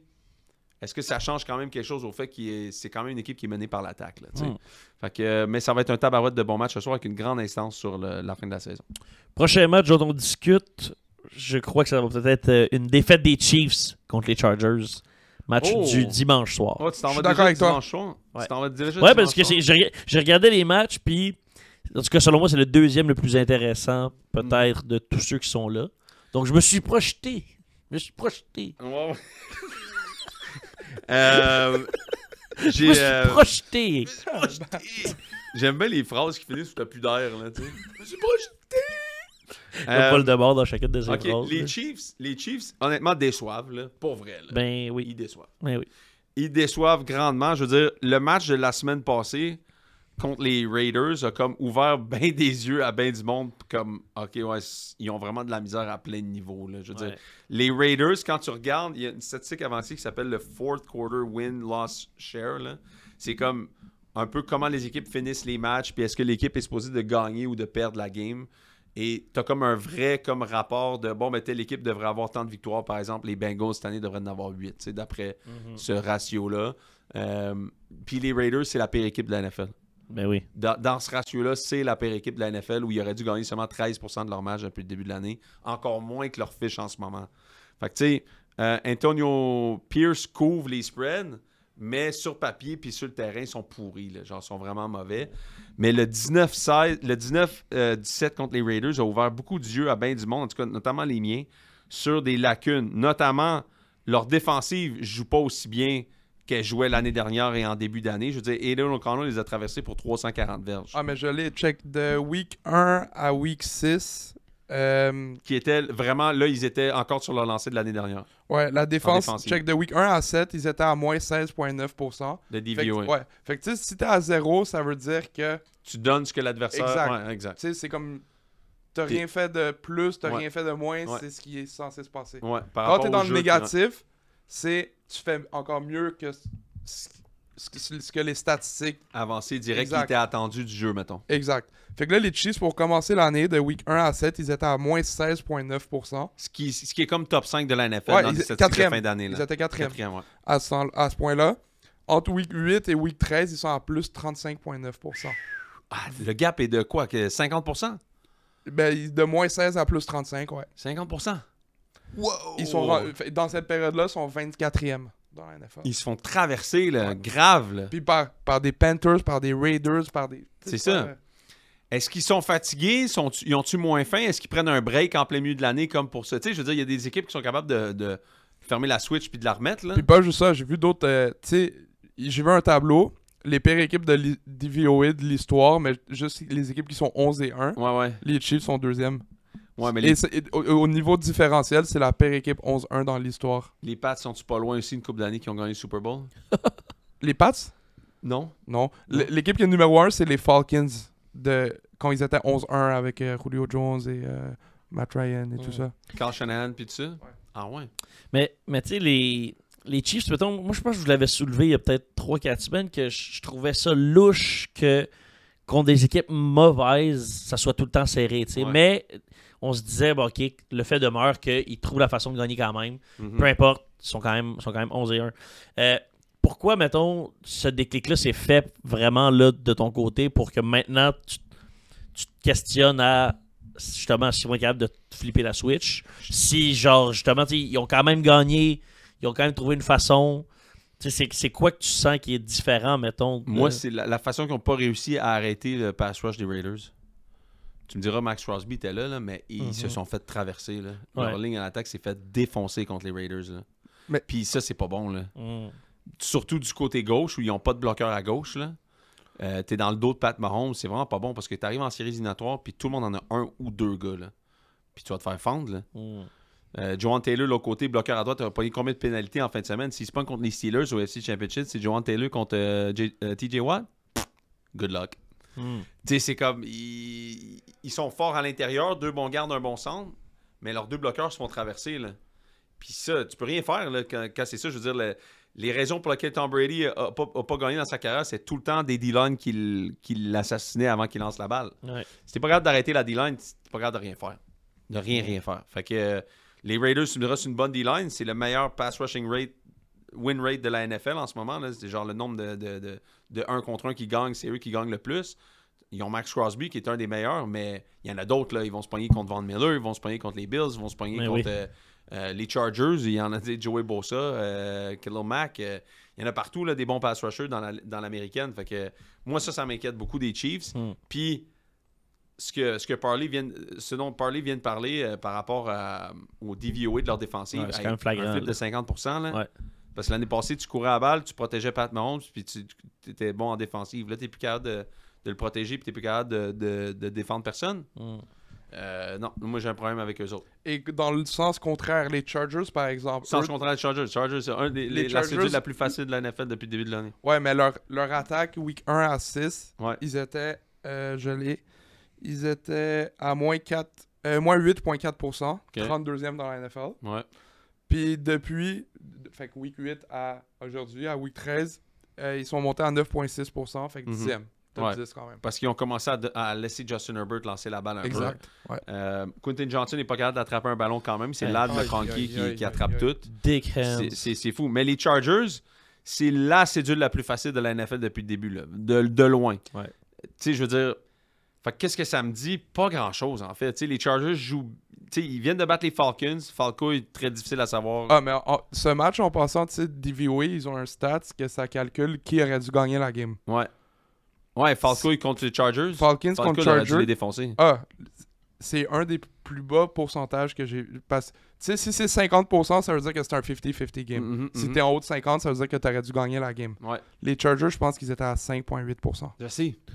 Écoute, ils ont fait 187 verges d'attaque. Contre presque genre 350 C'est les 4 interceptions de Kirk, là. Exact. Puis on aura l'occasion de parler des Falcons tantôt, mais tu sais, 24 premiers essais à 10 côté des Chargers, c'est pas une grande performance contre une des pires défenses de la NFL. Là. Ouais. Donc, moi, j'ai pas de best bet sur cette game-là, à moins que je me trompe. Là. Non, j'en ai pas. Moi, j'en ai. T'en as? OK, c'est intéressant, on en parlera tantôt. Mais pour ce qui est de la game, j'ai vraiment... Il faut que les Chiefs se remettent sur pied. Ouais. À un moment donné, il va falloir que ça se passe dans les dernières semaines pour montrer... Tu sais, peut-être que c'est une équipe qui se garde du jus pour la fin de l'année. Ils sont peut-être assez bons pour faire ça. Moi, j'espère que c'est ça. Ils sont quand même 11-1, puis c'est une des meilleures équipes qu'on aura vues depuis le début de notre vie. Mais tu sais, les Chargers, ils vont jouer les Browns. Après ça, Texans, Steelers puis Broncos. 2 dernières games de l'année sont... Ouais, faut que tu flippes la difficile. switch à un moment donné. Là. Ouais. Parce que Steelers, Broncos, c'est 2 équipes que tu vas sûrement voir en playoff. Ouais, puis qui sont prêtes, là. Puis qui sont prêtes. Ils jouent du gros football de défensive, puis ils sont capables de jouer. C'est 2 équipes que j'aimerais pas jouer en playoff. Là, tu sais. Donc, voilà. Tu parlais justement des Falcons. Allons-y. Falcons contre les Vikings. Les Falcouilles contre les Vulfkins. En Non, fait, ça, c'est Victoriaville. ouais, ça. c'est Victor, C'est exact. Victor. Est-ce qu'ils vont. C'était mon On ancien va avoir coloc droit à qui un était là-bas. petit revenge game de Kirk Cousin? C'est ça, c'est ce dont on parle. C'est le retour de Kirkin. C'est le retour de Kirk qui joue contre son ancienne équipe. C'est au Minnesota aussi. C'est au Minnesota aussi. Ouais. Quel genre d'accueil tu penses qu'il va avoir? Un bon accueil. Mais oui. Il a été super avec les Minnesota, là, ce gars-là. Il est juste parti un peu, Il mais... est pas parti sur de la merde, là. Il voulait Non. juste. Il voulait pas aller quelque part qui repêche un QB. Fait qu'il est parti quelque part où est-ce qu'ils ont repêché un QB. Gagnant. Ouais, moi, il y a une affaire assez intéressante dans cette game-là. Écoute, premièrement, Kirk Cousins joue pas du bon football depuis 3 semaines. Vraiment pas du bon football. Il est 0-3 à ses 3 derniers départs. Lancé 6 interceptions à ses 3 derniers départs. Aucune passe de toucher. S'est fait sacker 7 fois. C'est pas le même genre de gars qu'on a vu depuis le début de l'année.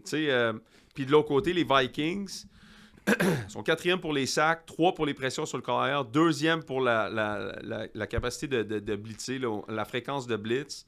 Ouais, mais là. Puis on le sait que Kirk Cousins déteste se faire blitzer. C'est le meilleur corps de la NFL ou à peu près s'il joue au flag. Mais, je veux dire, il n'est pas capable de bouger. C'est comme Aaron Rodgers, là, pas capable de bouger de la pochette. Puis la dernière game contre les Broncos, là, contre les Chargers, excuse-moi, là, il y a eu quelques balles qui est sorti de sa main où genre tout le monde disait, coudonc, y a-tu l'épaule fracturée? Ouais. Je veux dire, la dernière balle qu'il a faite sur son interception qui a été ramenée pour 6 points, c'était fou là, de lancer une espèce de petit tracé court à l'extérieur en fin de match comme ça du côté large du terrain, puis t'envoies la balle comme... C'est presque la deuxième fenêtre au tennis, là. C'est genre un lob, là. Le gars, il a fallu qu'il ralentisse pour la pogner puis repartir avec. Je veux dire, c'est fou, là. Est-ce qu'il est-tu blessé, Kirk Cousins? Je sais pas. Certains parlent que Michael Penix pourrait embarquer dès cette semaine ou la semaine prochaine. Mais ça... Moi, j'ai pas l'impression que ça va bien finir pour Kirk Cousins à Atlanta, là. Ouais, mais surtout que là, ils sont vraiment au must-win. Parce qu'ils sont rendus à la même fiche, avec la même fiche que les Bucks. Que les Bucks, ouais. Sauf qu'ils ont l'avantage parce qu'ils ont battu les Bucks 2 fois. Mhm. Fait que s'ils finissent avec la même fiche, c'est sûr c'est eux qui passent. Puis d'ailleurs, cette attaque-là ont eu presque toute leur verge de l'année contre Exact. les 2 games contre les Bucks. Ouais, c'est ça. Sinon, ils ont de la misère à peu près à chaque match. Fait que s'ils perdent cette semaine puis les Bucks ils gagnent là, puis Mhm. les Bucks ils jouent contre les Raiders. Mhm. C'est très faisable. Ouais, ben tu sais les Favoris par 6 Atlanta points et ils demi, doivent je pense. regarder en arrière de eux en ce moment là. C'est sûr, puis ils ont un peu l'ADN d'être pas fort dans ces moments-là. Dans Mais les moments cruciaux, c'est tout le temps là où les Falcouilles se Ouais. couchent. Et même moi Des Falcons. en tant que fan, je préférais bien plus voir les Bucks que les Falcons en série là. Moi aussi. J'ai beaucoup plus l'impression que les Bucks pourraient upset genre tu mets les Bucks mettons contre les Eagles, je te dis pas que les Bucks vont gagner, mais je me dis J'aime c'est- le chien de Baker Mayfield. Exact, en série. genre Like c'est the la même dog. game que l'année passée. L'année Ouais. passée, les Bucks ont sorti les Eagles, mais tu sais, les Eagles, en fin de saison, ils étaient Ouais. sur une séquence Non, mais désastreuse, mais... j'aime le chien de Baker Ouais. Mayfield n'importe quand. Là. N'importe quand. Puis quand tu vois comme Baker joue du bon football quand même depuis le début de l'année, moi je pense qu'il y a une partie de l'année où même il était comme dans mes choix pour être favori, le genre de... Ouais, tu l'avais dit. Ouais, On en avait pour parlé. MVP de la ligue. Là. Tu vois, par exemple, Mayfield comme favori en carrière, 17-28-1 against the spread. Fait que ça, c'est pas chic de ce côté-là. mais Baker Mayfield, 107 de passer rating. Je te fais une petite affaire sur les Buccaneers et les Raiders. Là. 107 de passer rating avec une pochette clean. 69.7 quand il y a de la pression. Puis les Raiders, j'ai dit tantôt, numéro 1 pour pass rush win rate. C'est pas fait de ce côté-là. J'aime quand même le Raiders plus 6,5 parce qu'Antonio Pierce, c'est le king à couvrir, mais ils sont pourris quand même. Ouais. Mais pour revenir sur les Vikings Ouais. et Les Falcons. Vikings, tu sais, tu parlais de la défense des Vikings, mais eux aussi, c'est vraiment pas super la défense. Tu sais, c'est pas comme Oh, ouais. la défense des Chiefs, mais Mais il y a ça a quand même... baissé. Ça a rabaissé. De week 1 à week 6. C'était comme 40%, Ouais, ils étaient à... moins 38, genre. moins 36,9%. Ouais. Depuis, ils sont à moins 3,4%. Ouais, ben, c'est ça. Des fois, ça te rattrape. Tu sais, ils sont encore dans le négatif, fait que Ouais. c'est bon, Ouais. mais c'est pas... C'est pas la même efficacité Exact. qu'il y avait au début. Tu sais, les équipes s'adaptent, ils regardent ce que tu fais, ils regardent les schémas. Mais je suis pas sûr que j'aime Kirk Cousins, comme Aaron Rodgers contre les Vikings, de genre être capable de déceler le blitz. Pas capable de bouger, tu sais. Pas bouger dans la pochette. Fait que comment tu fais pour t'adapter contre le blitz? C'est pas facile. Puis, ouais, non, il y avait plein d'affaires. Je me rappelle plus qu'est-ce que je voulais dire. Y avait-il d'autres choses que je voulais dire par rapport à cette game-là? Je pense pas. Moi, je pense que j'aime les Vikings pour couvrir le spread, je pense. Même couvrir le spread. On oublie, les Vikings, c'est une des meilleures équipes de la NFL depuis le début de l'année, des deux côtés du ballon. On se lance donc dans le prochain affrontement de division. Seahawks contre les Cardinals. Ouais, dis-moi exactement ce que tu me disais par rapport à l'incidence de ce match-là. Ça, c'est le duel qui a le plus d'impact sur... le plus important pour les équipes qui jouent pour les séries. Ouais. Parce que... Encore plus que le match de ce soir. Ouais, parce que avec une victoire des Seahawks, tout ça, c'est selon DVOA. Leur chance de faire les séries serait à 62%, puis les Cards, ils seraient à 17%. Fait que ça serait pas mal fini. Puis si, dans le sens inverse, si c'est les Cards qui gagnent, ils vont avoir 71% de faire les séries contre 11% pour le Seattle. Tu sais, le petit lousse qu'il y a, parce que 71-11, il reste un petit pourcentage. C'est qui gagne la division? Ouais, tu sais, c'est Rams qui pourrait peut-être faire quelque chose aussi dans cette division. Ouais. Mais en gros, c'est ça. Il faut qu'ils gagnent la division pour faire les séries. Là. Pas mal, là. C'est une des deux équipes qui va gagner la division. Ou les Rams, mais les Rams, c'est plus compliqué. Il Ouais. faudrait que eux deux, ils en échappent et que les Rams, ils soient quasiment parfaits pour finir l'année. Moi, j'ai un best bet sur cette game-là. J'ai un best bet sur la game. Puis, c'est intéressant parce que ça va rappeler un peu le match de ce soir, je pense. Lyon-Packers, il y a quelque chose là-dedans qui ressemble. C'est la deuxième fois que ces deux équipes-là se pognent en 3 semaines. C'est la deuxième fois de l'année, je pense, que ça arrive. Ça. Puis tu vois, les Lyon-Packers, c'est 1 mois. Browns et C'est Browns Steelers, right? ben, c'est cette semaine puis il y a 2 semaines. Non, OK. Ouais, mais c'est arrivé une autre fois avant. Je me rappelle pas c'était qui, mais Ok, c'était ça encore se les peut. Steelers, je pense. Ah, ça se peut. À vérifier, là, mais quelques statistiques intéressantes de ce côté, des deux côtés qui n'ont pas rapport avec le pari que je vais vous donner tantôt, un de mes best bets. Arizona, pas donné un touché dans la 3 dernières games à la maison. Tu me diras qu'ils ont joué les Jets pendant ce temps-là, mais c'est ça quand même. Entre autres. Kyler Murray, pour moi, il n'a pas joué à Call of Duty. Pas tant que ça, peut-être. Peut-être pendant son bye week. Peut-être Le pendant match son contre bye week, les parce que là, ils sont Seahawks, il avait revenus, de l'air puis- un peu... Mais même l'attaque sur des le Cards, Call of elle a beaucoup augmenté. Là. Ils ont passé de week 1 à 6, ils étaient 13e, là, ils sont rendus 4e. L'attaque. Ouais. La De week 7 à 13, ils sont 4e. La game des Jets les a propulsés là, Ah, c'est- dans une autre stratosphère. Ouais, mais tu sais, DVOA, il calcule ces affaires-là. Tu sais, ça donne pas oui, trop c'est de vrai. poids C'est vrai, quand t'as tu raison. bats une équipe de marde. De merde, ouais. Ouais, de marde. T'as bien entendu. Il y a aussi, j'ai vu la défensive des Cards est 3e pour les EPA qui appellent Expected Points Added. Là, fait que, un peu genre de similaire à DVOA. Le nombre de points additionnés ou soustraits dans tous les jeux, dans tous les matchs. Fait que 3e pour EPA depuis la semaine 8 pour les Cards. Donc, Jonathan Gannon gère bien sa défensive depuis la semaine 8. Puis les Seahawks, 4e depuis la semaine 9. Donc, Mike McDonald aussi. Mike McDonald et Jonathan Gannon, deux coachs défensifs. Tu vois l'amélioration de la défensive à travers l'année. Tu sais, où Les Seahawks? les ajustements se font. Hein. Ouais, puis sur les stats, ça le montre. DVOA, même Ouais. chose. En Sauf défensive. que l'offense, l'attaque, par exemple, ils vont passer de régresse. 10e à... Ils étaient 10e de week 1 à 6. Entre week 7 et 13, 32e. Ça, Moins je pense- 18%. Ça, je pense que c'est beaucoup relié à Geno Smith. C'est beaucoup relié à des corps. Baker Mayfield a vu un peu la même affaire. Des corps un peu moins talentueux que d'autres. À un moment donné, tu finis par comprendre ce qu'ils font. Tu sais. L'aspect de surprise en début d'année est comme parti. Tu avais un nouveau coordinateur à l'attaque du côté des Seahawks, c'est Ryan Grubb, qui était l'ancien coordinateur à l'attaque de Washington l'année passée avec Michael Penix, justement, puis Michael Odunze. Rome Odunze, excuse. Mais c'est ça, l'effet de surprise se dissipe. Puis là, comment tu fais pour t'ajuster en plein milieu de l'année? Tu sais, c'est là où j'ai l'impression que les meilleurs corps se démarquent des corps un peu moins bons. C'est que les corps un peu moins bons, ils ont moins de ressources. Fait que, comme Dennis Green avait dit, they are who we thought they were. C'est un peu ça, des fois, les corps un peu moins, avec un peu moins de capacité. Fait que, prochain match, Toi, tu prendrais qui pour cette game? je vais le dire dans mon best bet. Ok, c'est Je vais l'avoir dans mon best bet. Prochain match, après ça, on peut y aller pour le Rapid Fire Ouais. avant les U-Bet. Ouais. Bills contre les Rams. OK, Bills-Rams. Écoute, c'est encore un match qui est difficile pour moi de départir. Josh Allen, j'ai fait un power ranking aujourd'hui. Je mets les Bills 2e de la NFL en ce moment dans mon power ranking. Notamment parce que je les ai mis pour aller au Super Bowl. Tu me diras, mais pour vrai, c'est comme. Pour vrai, je pense qu'ils jouent juste contre une top 3 équipe de la NFL. J'ai mis Eagles 1, Bills 2, Chiefs 3, Lions 3, Chiefs 4, Steelers 5. C'est ça mon power ranking. T'en aurais-tu un, toi, en tête, comme tout de suite, là, top 5? J'aurais Lyon 1, Eagles Encore 2. Lyon 1, même à ça, OK. Eagles 2, Bills 3. Après ça, j'irais avec... Tu mets-tu les Chiefs quelque part là-dedans? Tu mets-tu les Steelers? Tu mets-tu...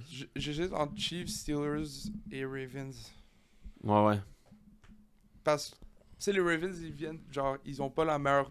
Fiche. Sauf que DVOA, c'est la meilleure équipe 8-5 dans Ils sont 8-5 en ce moment? Ils sont rendus combien? 8-5, je pense. 8-5? Ouais. C'est la meilleure équipe 8-5 de l'histoire de la NFL. Là. Exact. Mais ils sont bien fait claquer par les Eagles, là. Mais, tu sais, la stat que je viens de te parler de DVOA, le win expectancy, là, c'était comme 52-48. Là. Genre, la game était serrée. Ça... Mm-hmm. Comme c'était... Genre, mettons, les playoffs, ils commencent demain matin, puis il y a un match Pittsburgh contre Ravens. Moi, je pense que Ravens, ils gagneraient. Pas moi, man. Je pense pas qu'ils battent tout le temps en plus, les Steelers. Ouais, je sais, mais... Mike Tomlin a tellement la cote. Mais en playoff, j'avoue que ça peut être différent. Je sais, mais je sens que... Je sais pas, peut-être c'est moi qui est un peu naïf aussi, mais que Lamar, il va peut-être finalement débloquer son curse de playoff. Là. Moi, il y a une affaire, juste une parenthèse par rapport à ça. Josh Allen joue à un niveau exceptionnel. Les Bills dépendent moins de Josh Allen. J'adore ça. Du côté des Rams, ils ont eu des blessures, mais même quand ils n'ont pas de blessures, j'ai l'impression que l'offensive ne performe pas autant qu'elle performait dans les années passées. Puis d'ailleurs, c'est vrai pour toutes ces offensives-là. Hein. Kyle Shanahan, Rams, McDaniels, oui, ils ont eu des blessures, mais même quand les gars sont en santé, les gars, ils ne performent pas autant qu'ils performaient avant. Je me demande si les défensives ne vont pas rattraper un peu ces équipes-là. Puis d'un autre côté, Allen, quand il est favori par plus de 3 points sur la route, 57% against the spread. Sean McVay est toujours bon against the spread, mais 60% des tickets de Paris sont sur les Bills, puis 84% de l'argent. Fait qu'il y a une disparité entre les sharp bettors puis le public betting. Public betting, c'est genre 50-50. Sharp betting prend les Bills parce que je pense que les Bills sont encore meilleurs que ce que je pense que le public pense. En tout cas, les sharp bettors pensent que les Bills sont forts. Ils sont parfaits comme road favorite cette année 3-0. ATS. ATS, OK. Ouais. Ah, c'est intéressant. Next game? Yes, on y va sur notre rapid fire. Pour commencer, Bears 49ers. Vraiment pas grand-chose à dire pour ce match-là, à part le fait j'ai pas touché à ce match-là. Quoique si la cote continue à descendre, moi je pense que je vais frapper les 49ers. Là. Ça a passé de genre 6 à 4 ou... je sais pas, il y a comme un hype sur les dernières games des Bears. C'est vrai que les Bears jouent bien récemment, surtout depuis que Eberflus est parti. Ils ont eu des bonnes performances, mais... Moi, je pense que c'est encore un peu trop tôt pour prendre les Bears puis parier ça contre Kyle Shanahan puis les 49ers. Mais Isaac Guerrero, jusqu'à la fin de l'année, j'ai dépensé la moitié de mon budget sur mon fantasy pour mettre ça sur Guerrero. J'ai mis 78$ sur Guerrero, mais je l'ai même pas eu. Hein? 80. Colin! Moi, 80. Je pense que j'ai droppé un 90 là-dessus. Ça n'a pas de bon sens. Je m'en foutais, man. Guerrero! C'était mon dernier espoir. N'importe quel running back avec Kyle Shanahan va faire 100 verges. Ben oui. Au moins un touché. Puis il l'a dit depuis le début de l'année qu'il adore Guerrero. C'est un gars de track and field. Guerrero. OK, next. Panthers Eagles. Encore une fois, écoute, les parieurs adorent les Panthers là, dans cette game-là. Là. Moi, je suis pas capable de toucher à ça. Les Eagles sont tellement en feu, je veux pas y toucher. Je veux pas toucher à ce match-là. Peut-être que ce que j'aimerais dans ce match-là, c'est peut-être under des points des Panthers. Peut-être que j'aimerais ça. Est-ce que j'aimerais aussi frapper peut-être Saquon pour battre le record du nombre de verges dans un match? Mais le over 200 verges de Saquon. Je sais pas c'est quoi la cote, mais je serais game de le prendre. Mais le over juste de points, il est 8-2 dans les 10 derniers des Panthers. Fait que les 10 derniers matchs des Panthers, là, il y a des points qui scorent. Là. Du côté des Panthers pour leur team total ou total? Team total, genre pas des Panthers, la game. Total, ouais, c'est ça, exact. Il y a des points qui scorent. Moi, ce que j'ai l'impression que c'est...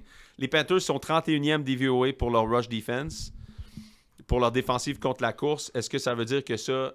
Tu sais, les Eagles donnent la balle à Saquon Barkley 35 fois puis que les Panthers ne voient pas la balle une fois de la game, tu sais? Ouais, mais ça va être de loin. Genre, tu sais, les Panthers, ça fait 2 semaines qu'ils jouent beaucoup mieux, surtout Très bien, offensivement, Bryce Young. Ouais. Sauf que là, ça va être un de vrai test. Parce que la défense des Eagles, là, depuis Week 7, là, ils ont pas commencé l'année super bien. Au début de l'année, de 1 à 6, ils étaient à 6,7% DVOA, comme je venais juste de parler. Ouais. Ce qui était 25e dans la NFL. Ouais. Depuis Week 7, ils sont à moins 31,6. Ce qui serait De premier. loin premier. De loin premier, c'est ça, exact. Genre, sur la séquence, ils sont toujours pas premiers défensivement sur l'année.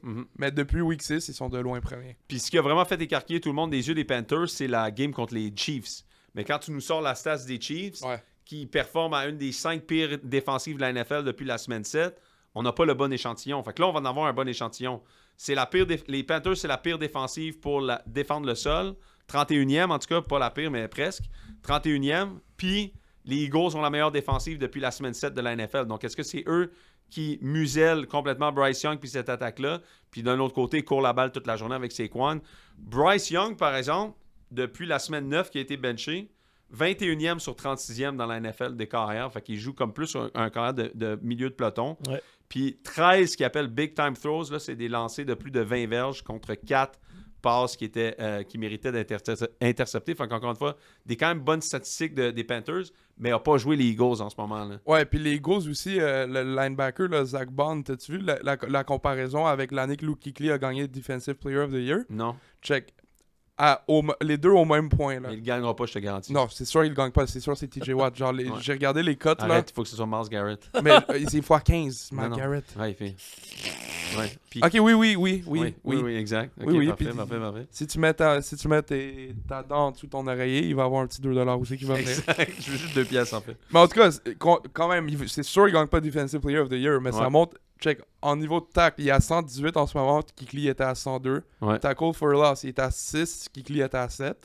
Sack, il est à 2.5, Kuechly était à 1. Force fumble, il est à 4, Kuechly était à 0. Non, il est en feu. Puis interception, 1, Kuechly en avait 3. Puis juste, s'il y en a qui ne savent pas, vous connaissez l'histoire de Zach Brown? C'est un gars d'unité spéciale, puis un ailier défensif. OK? Ils l'ont signé pour... Harry Roseman est allé voir Vic Fangio en début d'année pendant la saison morte. Il a dit, veux-tu qu'on signe Zach Brown? Il a dit, laisse-moi faire du film un peu sur lui. Quand Vic Fangio était engagé, Zach Brown était agent libre. C'était un gars d'unité spéciale. Personne n'avait entendu parler de lui, là. Vic Fangio est allé voir Harry Roseman, il dit, signe-les, puis je pense que je vais le mettre secondaire intérieur. Puis Harry Roseman a dit, genre, OK. Il n'a jamais joué là de sa vie. Vic Fangio est en train de l'envoyer au Pro Bowl. Il est le meilleur linebacker de la Ligue cette année. Ouais. Il joue comme un malade mental. C'est fou. Puis la même affaire avec Cooper DeJean. Tu sais, je veux dire, de le mettre nickel, Cooper est en train de tout arracher comme nickel, là. Fait que Vic Fangio, il fait une tabarouette de job avec les Eagles. Là. Next! Est-ce qu'on voulait parler dans les matchs qui nous restent? Il y a Jaguars, Titans, Saints, Giants, Jets, Dolphins. Okay, Jaguars, Titans, ben j'ai des props dans toutes ces games-là. Okay. Fait qu'on peut les garder pour les best bets. On les garde, ça c'est pas beaucoup de notes là-dessus. Non, c'est ça. On peut se lancer dans les best bets, puis je pense que ça va couvrir en même temps les games qui nous restaient. On a parlé Raiders, Buccaneers, sinon il nous restait Browns, Steelers aussi. Ben, Browns Steelers, je vais le mettre dans mon best bet aussi. Je vais tout parler de ça j'en ai dans le best bet. Alors, lançons-nous dans les You-Bet. You-Bet! Parlez, tu veux-tu commencer avec un ou je commence? Ouais, je peux commencer avec Chargers contre Chiefs. Ouais. Check. Le under. Moi, je pense que je prendrais le under de points total de la game. Parce que Chiefs-Chargers, je sens que ça va être quand même un... Le dernier match que ces deux équipes ont joué, ça a fini 17-10 au début de l'année. Le under, il est 5-1 dans les 6 derniers matchs de division des Chiefs. Le under frappe tout le temps des Chiefs, de toute façon. Under est 6-1 dans les 7 dernières parties away des Chargers. C'est quoi le total en ce moment, est-ce qu'on sait? Donne-moi 2 secondes. On regarde même pas le chiffre, on s'en fout, on fait juste bet l'under. Mais tu sais, ça change souvent grand-chose. 43. Je sais qu'à peu près dans les Chargers, dans leurs 8 premières games, il n'y avait pas une game qui avait dépassé 40. Je pense que la première game, c'est contre les Titans, puis les Titans ont marqué un touché avec comme 1 minute à faire, puis ça a dépassé 40. Chargers ont une excellente défensive aussi. Le Jesse Minter, le coordinateur en défensive qui vient de Michigan, là, il coach une tabarouette de bonne année. Là. Under, hein? OK. 43 points, j'avoue que j'aime ça. Puis sinon, je pense même que je prendrais il va faire froid, ça Chargers plus 4. Chargers plus 4 aussi. Attendez de voir. Moi, elle était à 4,5. Je sais pas si ça va pas remonter vers 4,5. Ouais, mais tu sais, quand t'attends, ça peut aller des deux bords. Ça peut aller des deux bords. Là, c'est sûr qu'en ce moment, la cote peut aller des deux bords. C'est gamble avant de gamble, ça. Ouais, non, c'est ça, exact. Mais si tu l'aimes assez, prends le plus 4. Moi, je l'aime pas assez, j'attendrai à 4,5. Ouais. Mais j'aime plus le under de ce côté-là, avec des cotes similaires. 4, 4,5, genre, c'est pas la... C'est juste que un, tu vas gagner, l'autre, il va être push. Ouais, exact. OK, moi, mon best bet de la fin de semaine... Qu'est-ce que j'ai envie de prendre comme best bet de la fin de semaine? Je pense qu'il va être bien plate, là, mais je vais prendre le over passing yards de Will Levis. C'est un prop, là, tu me diras, là. C'est pas comme on l'a d'habitude. Ben, on aime ça, les props. On aime ça. La cote est là. Je veux dire, c'est la même cote que pour une game. Moi, j'ai pris le Will Levis over 208 verges.5 parce que Will Levis, depuis la semaine 10, qui est revenu comme partant, il est 4e quart de la NFL avec une moyenne de 8,35 verges par tentative. Il fait juste slinger la balle le plus loin possible. Genre, c'est juste ça qu'il fait, puis il le fait bien. 7 passes de toucher, 2 interceptions.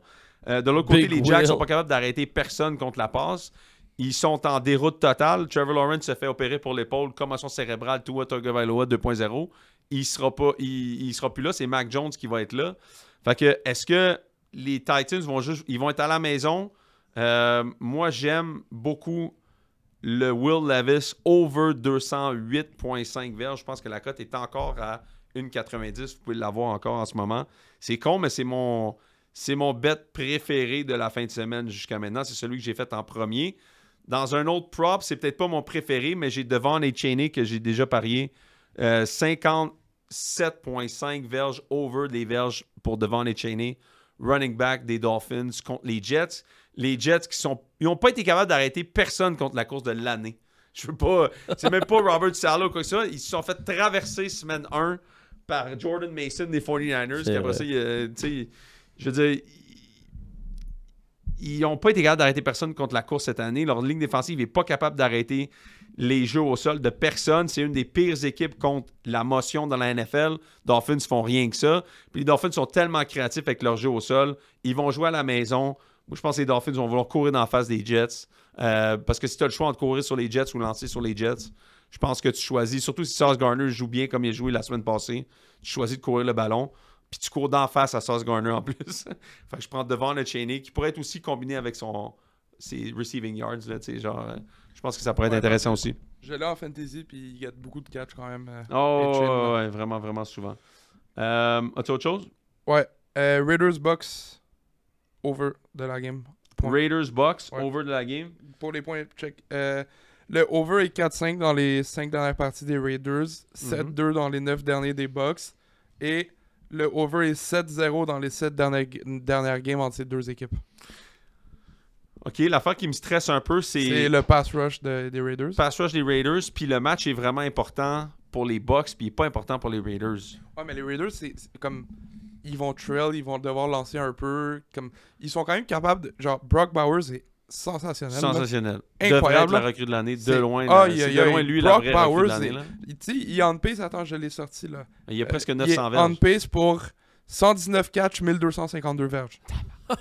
Recrue tight end. Comme un recrue tight end, là. Incroyable. 119 catch, 1252 verges avec genre 6 touchés, je pense. C'est incroyable. C'est mon steal dans mon sleeper. C'est pas un vrai tight end, là. Ah, mais c'est pas un vrai. Non, mais c'est comme un slot receveur sur le jus, là. C'est ça. Des fois, il est numéro 1 isolé de son côté, il envoie un fade. Mais il faisait ça avec Gronk aussi, là. Il faisait ça avec Gronk, mais Gronk, il attrapait ça en genre tassant le gars, donnant un coup de coude d'en face, puis il attrapait ça avec son bras mécanique. Brock, il court comme un receveur, là. Ouais, mais puis tu sais, j'ai vu aussi DVOA, genre les meilleurs recrues tight end dans l'histoire. Ouais. Il est rank 3e. Genre, il va les autres? Gronk premier. Okay. Parce que Gronk, il y avait eu beaucoup moins de verges. Non, mais c'est pas les stats, exact. Il y avait eu beaucoup moins de verges. Il y avait eu genre 550 verges, je pense. Plus sur leur efficacité, genre. Mais il y avait eu 10 touchés. 10 touchés, puis il bloque comme un chien. Ouais, exact. Et il bloque comme un... Tu sais, Gronk, il bloque. Puis George Kittle, quoi? Non. Non, l'autre, c'est... Je me rappelle même plus de son nom. C'est un autre gars, là. OK. OK, mais ça t'énerve pas. Todd Bowles, coach défensif, la game va vouloir, ils vont peut-être, tu sais, comme... Là, Aiden O'Connell vient d'avoir une bonne game. Il est capable d'en aligner 2 de suite. Non, je sens que le Still over hit. OK, moi, j'aime Dolphins -6 contre les Jets. Oh, wow. Hein? Wow. Non, tu trouves? Ah non, que ça vient de ta bouche. Hey, savez-vous une bonne? Ça vient de tomber à -5,5. La ligne a bougé de 1,5 point encore. Qui parie sur les Jets? Révélez-vous. Genre, je comprends rien. J'ai envie de le parier tout de suite. Je le parie tout de suite. J'en reprends encore. Je le parie là. Parfait. Des fois, ça m'arrive aussi quand je parie sur quelque chose puis je vois que la cote, elle a monté. Je suis comme... fuck. Ouais, mais Faut parier encore. t'essaies de pas faire ça, mais là, je comprends pas. Je dis, ben, toi, Govaloa, 7-1 contre le spread contre les équipes qui jouent en bas de 250. C'est exactement les Jets, ils sont 3-9, ils jouent pour une moyenne de 2,50. Puis en plus, il est 7-1 en division. Fait qu'il fait juste péter tout le monde en division quand les équipes sont pourries. On le sait, les Dolphins éclatent les équipes mauvaises. Les Jets, c'est une des pires équipes pour contrer la course. J'ai devant les chaînés, je viens d'en rajouter sur le spread. Ça descend, il y a un complot du côté des Jets. Je peux pas croire qu'il y ait quelqu'un qui pense qu'ils sont bons.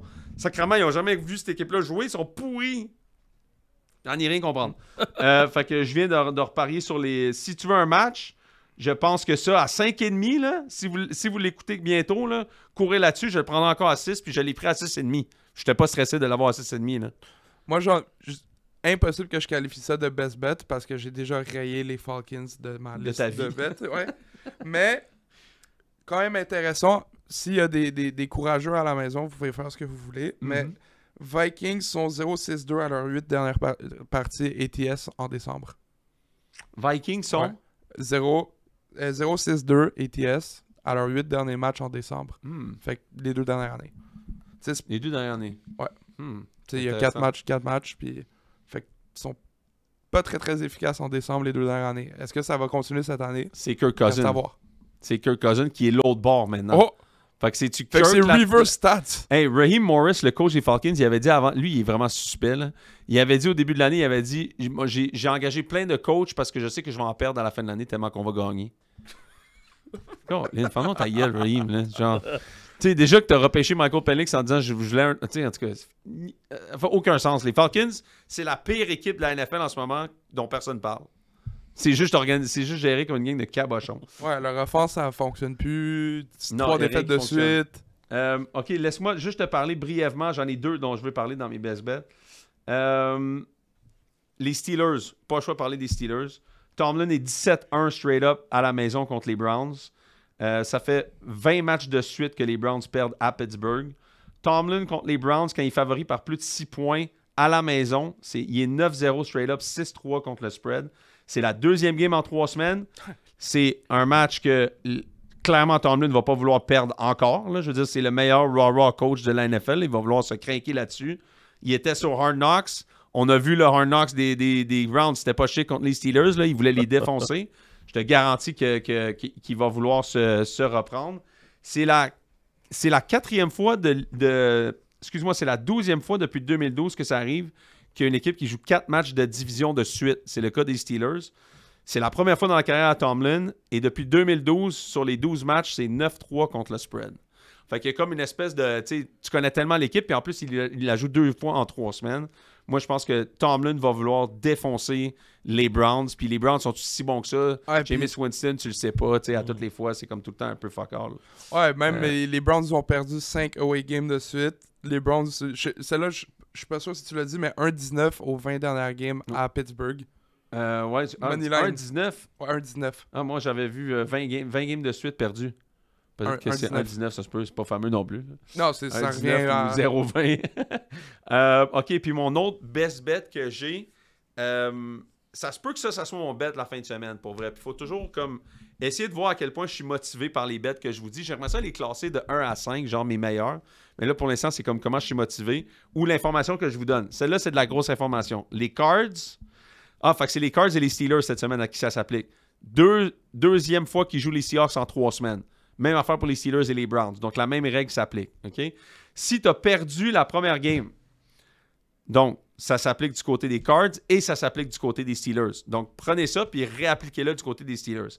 Si tu as perdu la première game, la deuxième, depuis 2012, 24-14 contre le spread avec une marge de 3,7 points. OK? Donc, quand même assez serré, mais 24-14 contre le spread.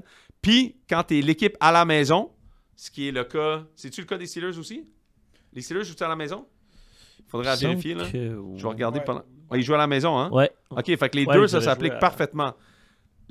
Si tu es l'équipe à la maison, tu as perdu la première game puis tu rejoues contre le même adversaire 3 semaines après, 16-5 contre le spread, home favorite, 5-1 en plus si tu es le favori en plus. À la maison, tu es 5-1 contre le spread avec un différentiel de 7 points par match. Fait que souvent, c'est des claques. Fait que ça pourrait être intéressant. Tu pourrais même teaser la ligne si tu veux aller jusqu'à... Tu pourrais même peut-être la mettre à... Tu pourrais mettre la ligne des cards à 6,5 là, si tu veux jouer un peu avec ça. Fait que c'est bien intéressant de ce côté-là. Est-ce que tu crois à Jonathan Gannon qui se reprend 3 semaines après contre Mike McDonald? C'est ça la question. Puis moi, je serais prêt à dire que oui, je pense. Surtout, les Cards, depuis le début de l'année, c'est le calendrier le plus difficile de la NFL. Fait qu'ils en ont vu de l'opposition. Là. Ils n'ont pas la fiche la meilleure de la NFL, mais ils ont eu le calendrier, puis ils ont une fiche gagnante. Fait que je veux dire, logiquement, ça devrait être... Ils devraient être top 10 de la NFL en tant qu'équipe, puis je pense pas que les Seahawks sont top 10. Moi, je suis d'accord avec toi. Je pense vraiment que le match il y a 2 semaines, les Cards, ils l'ont échappé, puis... Ouais. Genre, ça, c'est vraiment... C'est win or go home, là. Pour les deux équipes, exact. et je pense que les Cards... L'importance dont tu parlais, c'est ça. Puis peut-être dernière petite affaire, vous faites ce que vous voulez avec ça, mais honnêtement, Bengals moins 5,5 contre les Cowboys, là. Les Cowboys sont vraiment juste 5,5 points négligés contre les Bengals. Pour moi, les Bengals... Les Bengals, ils étaient favoris la semaine passée contre les Bengals sont favoris dans toutes les games, comme les Jets, mais pour vrai, les Bengals, ils jouent 100 fois mieux que les Jets, là. Ouais. C'est un désastre que les Bengals n'aient pas plus de victoires que ça cette année. Ils ont le sack leader de la NFL, plus de receveurs, plus de passes de la NFL, de réception puis de verges pour Jamar Chase, puis le meilleur QB de la NFL depuis le début de l'année. Ah ouais, Bengals-Vikings, j'allais dire, les games de Bengals, tu bêtes toujours le over, là, mais contre les Cowboys, je suis pas sûr. Honnêtement, c'est juste à 5,5 si tu te demandes est-ce que Micah Parsons peut battre les Bengals à lui tout seul. C'est ça la question. 5,5 points.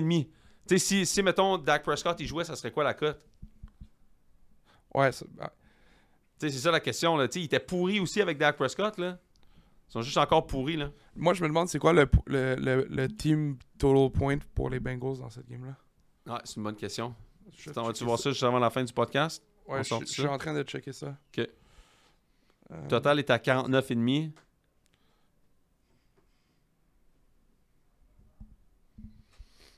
Est-ce qu'on a le... Main prop. Je vais l'avoir, moi, dans pas long. Bengals, c'est... je sais pas, c'est autour de genre 25 points. C'est autour de 25. Le 27,5, mettons le 27,5 est à 1,86 la cote. Fait que tu as autour de genre 26 ou 25 points pour le team total. Ah, je le prendrais. On veut les Cowboys? Ouais.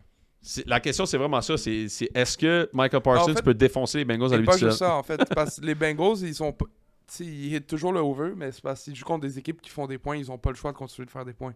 S'ils jouent contre les Cowboys puis ils ont finalement une avance, ils sont capables de garder une avance. Ouais, pas sûr finalement, en fait. Une affaire qui pourrait être intéressante, par exemple, c'est que les Cowboys sont 29e pour défendre le sol, DVOA. Les Bengals 26e. Fait que moi, je pourrais prendre le Chase Brown et Doodle. Ben, peut-être juste Chase Brown, pour vrai. Parce que si t'es pour te faire saquer toute la journée par Micah Parsons, c'est mieux de courir la balle. Ouais. Fait que tu sais, de courir plus la balle cette game-là du côté des Bengals pour éviter Micah Parsons, parce que c'est la seule façon que tu peux perdre. Cours avec Chase Brown over rushing yards de Chase Brown. Ça serait le bet que je prendrais. Puis je pourrais le combiner avec un 5,5 du côté des Bengals. Tu veux-tu checker à combien? La cote pour les deux? Ben pour le over de...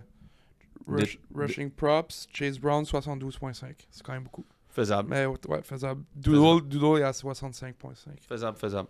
All right. Fait qu'écoute, bonne fin de semaine de football à tout le monde. Merci d'avoir été là encore une fois. Tous les jeudis, merci de liker, partager les commentaires. Merci beaucoup. On essaie de toujours faire grossir la communauté. Merci tout le monde d'être à l'écoute. On vous aime. Hey, en passant, juste vous dire, j'ai été au marché Jean Talon hier à la boucherie Prince Noir. OK? Je cherchais quelque chose. Le gars, il me dit, hey, t'es Arnaud de la ligne des mêlées, toi? C'est cool, man. Les commentaires qu'on a, le monde trip. Fait que merci beaucoup d'être à l'écoute. Bonne fin de semaine de football. Bon pari sportif. On espère que vous faites un peu d'argent en fin de semaine. Du fun pour tout le monde. Ciao. Profitez de la neige. On se revoit lundi prochain, peut-être. Ou mardi. Peut-être. Peace. Je comprends pas ce que tu veux. Voici la ligne des mêlées avec Arnaud Gascon-Nadon.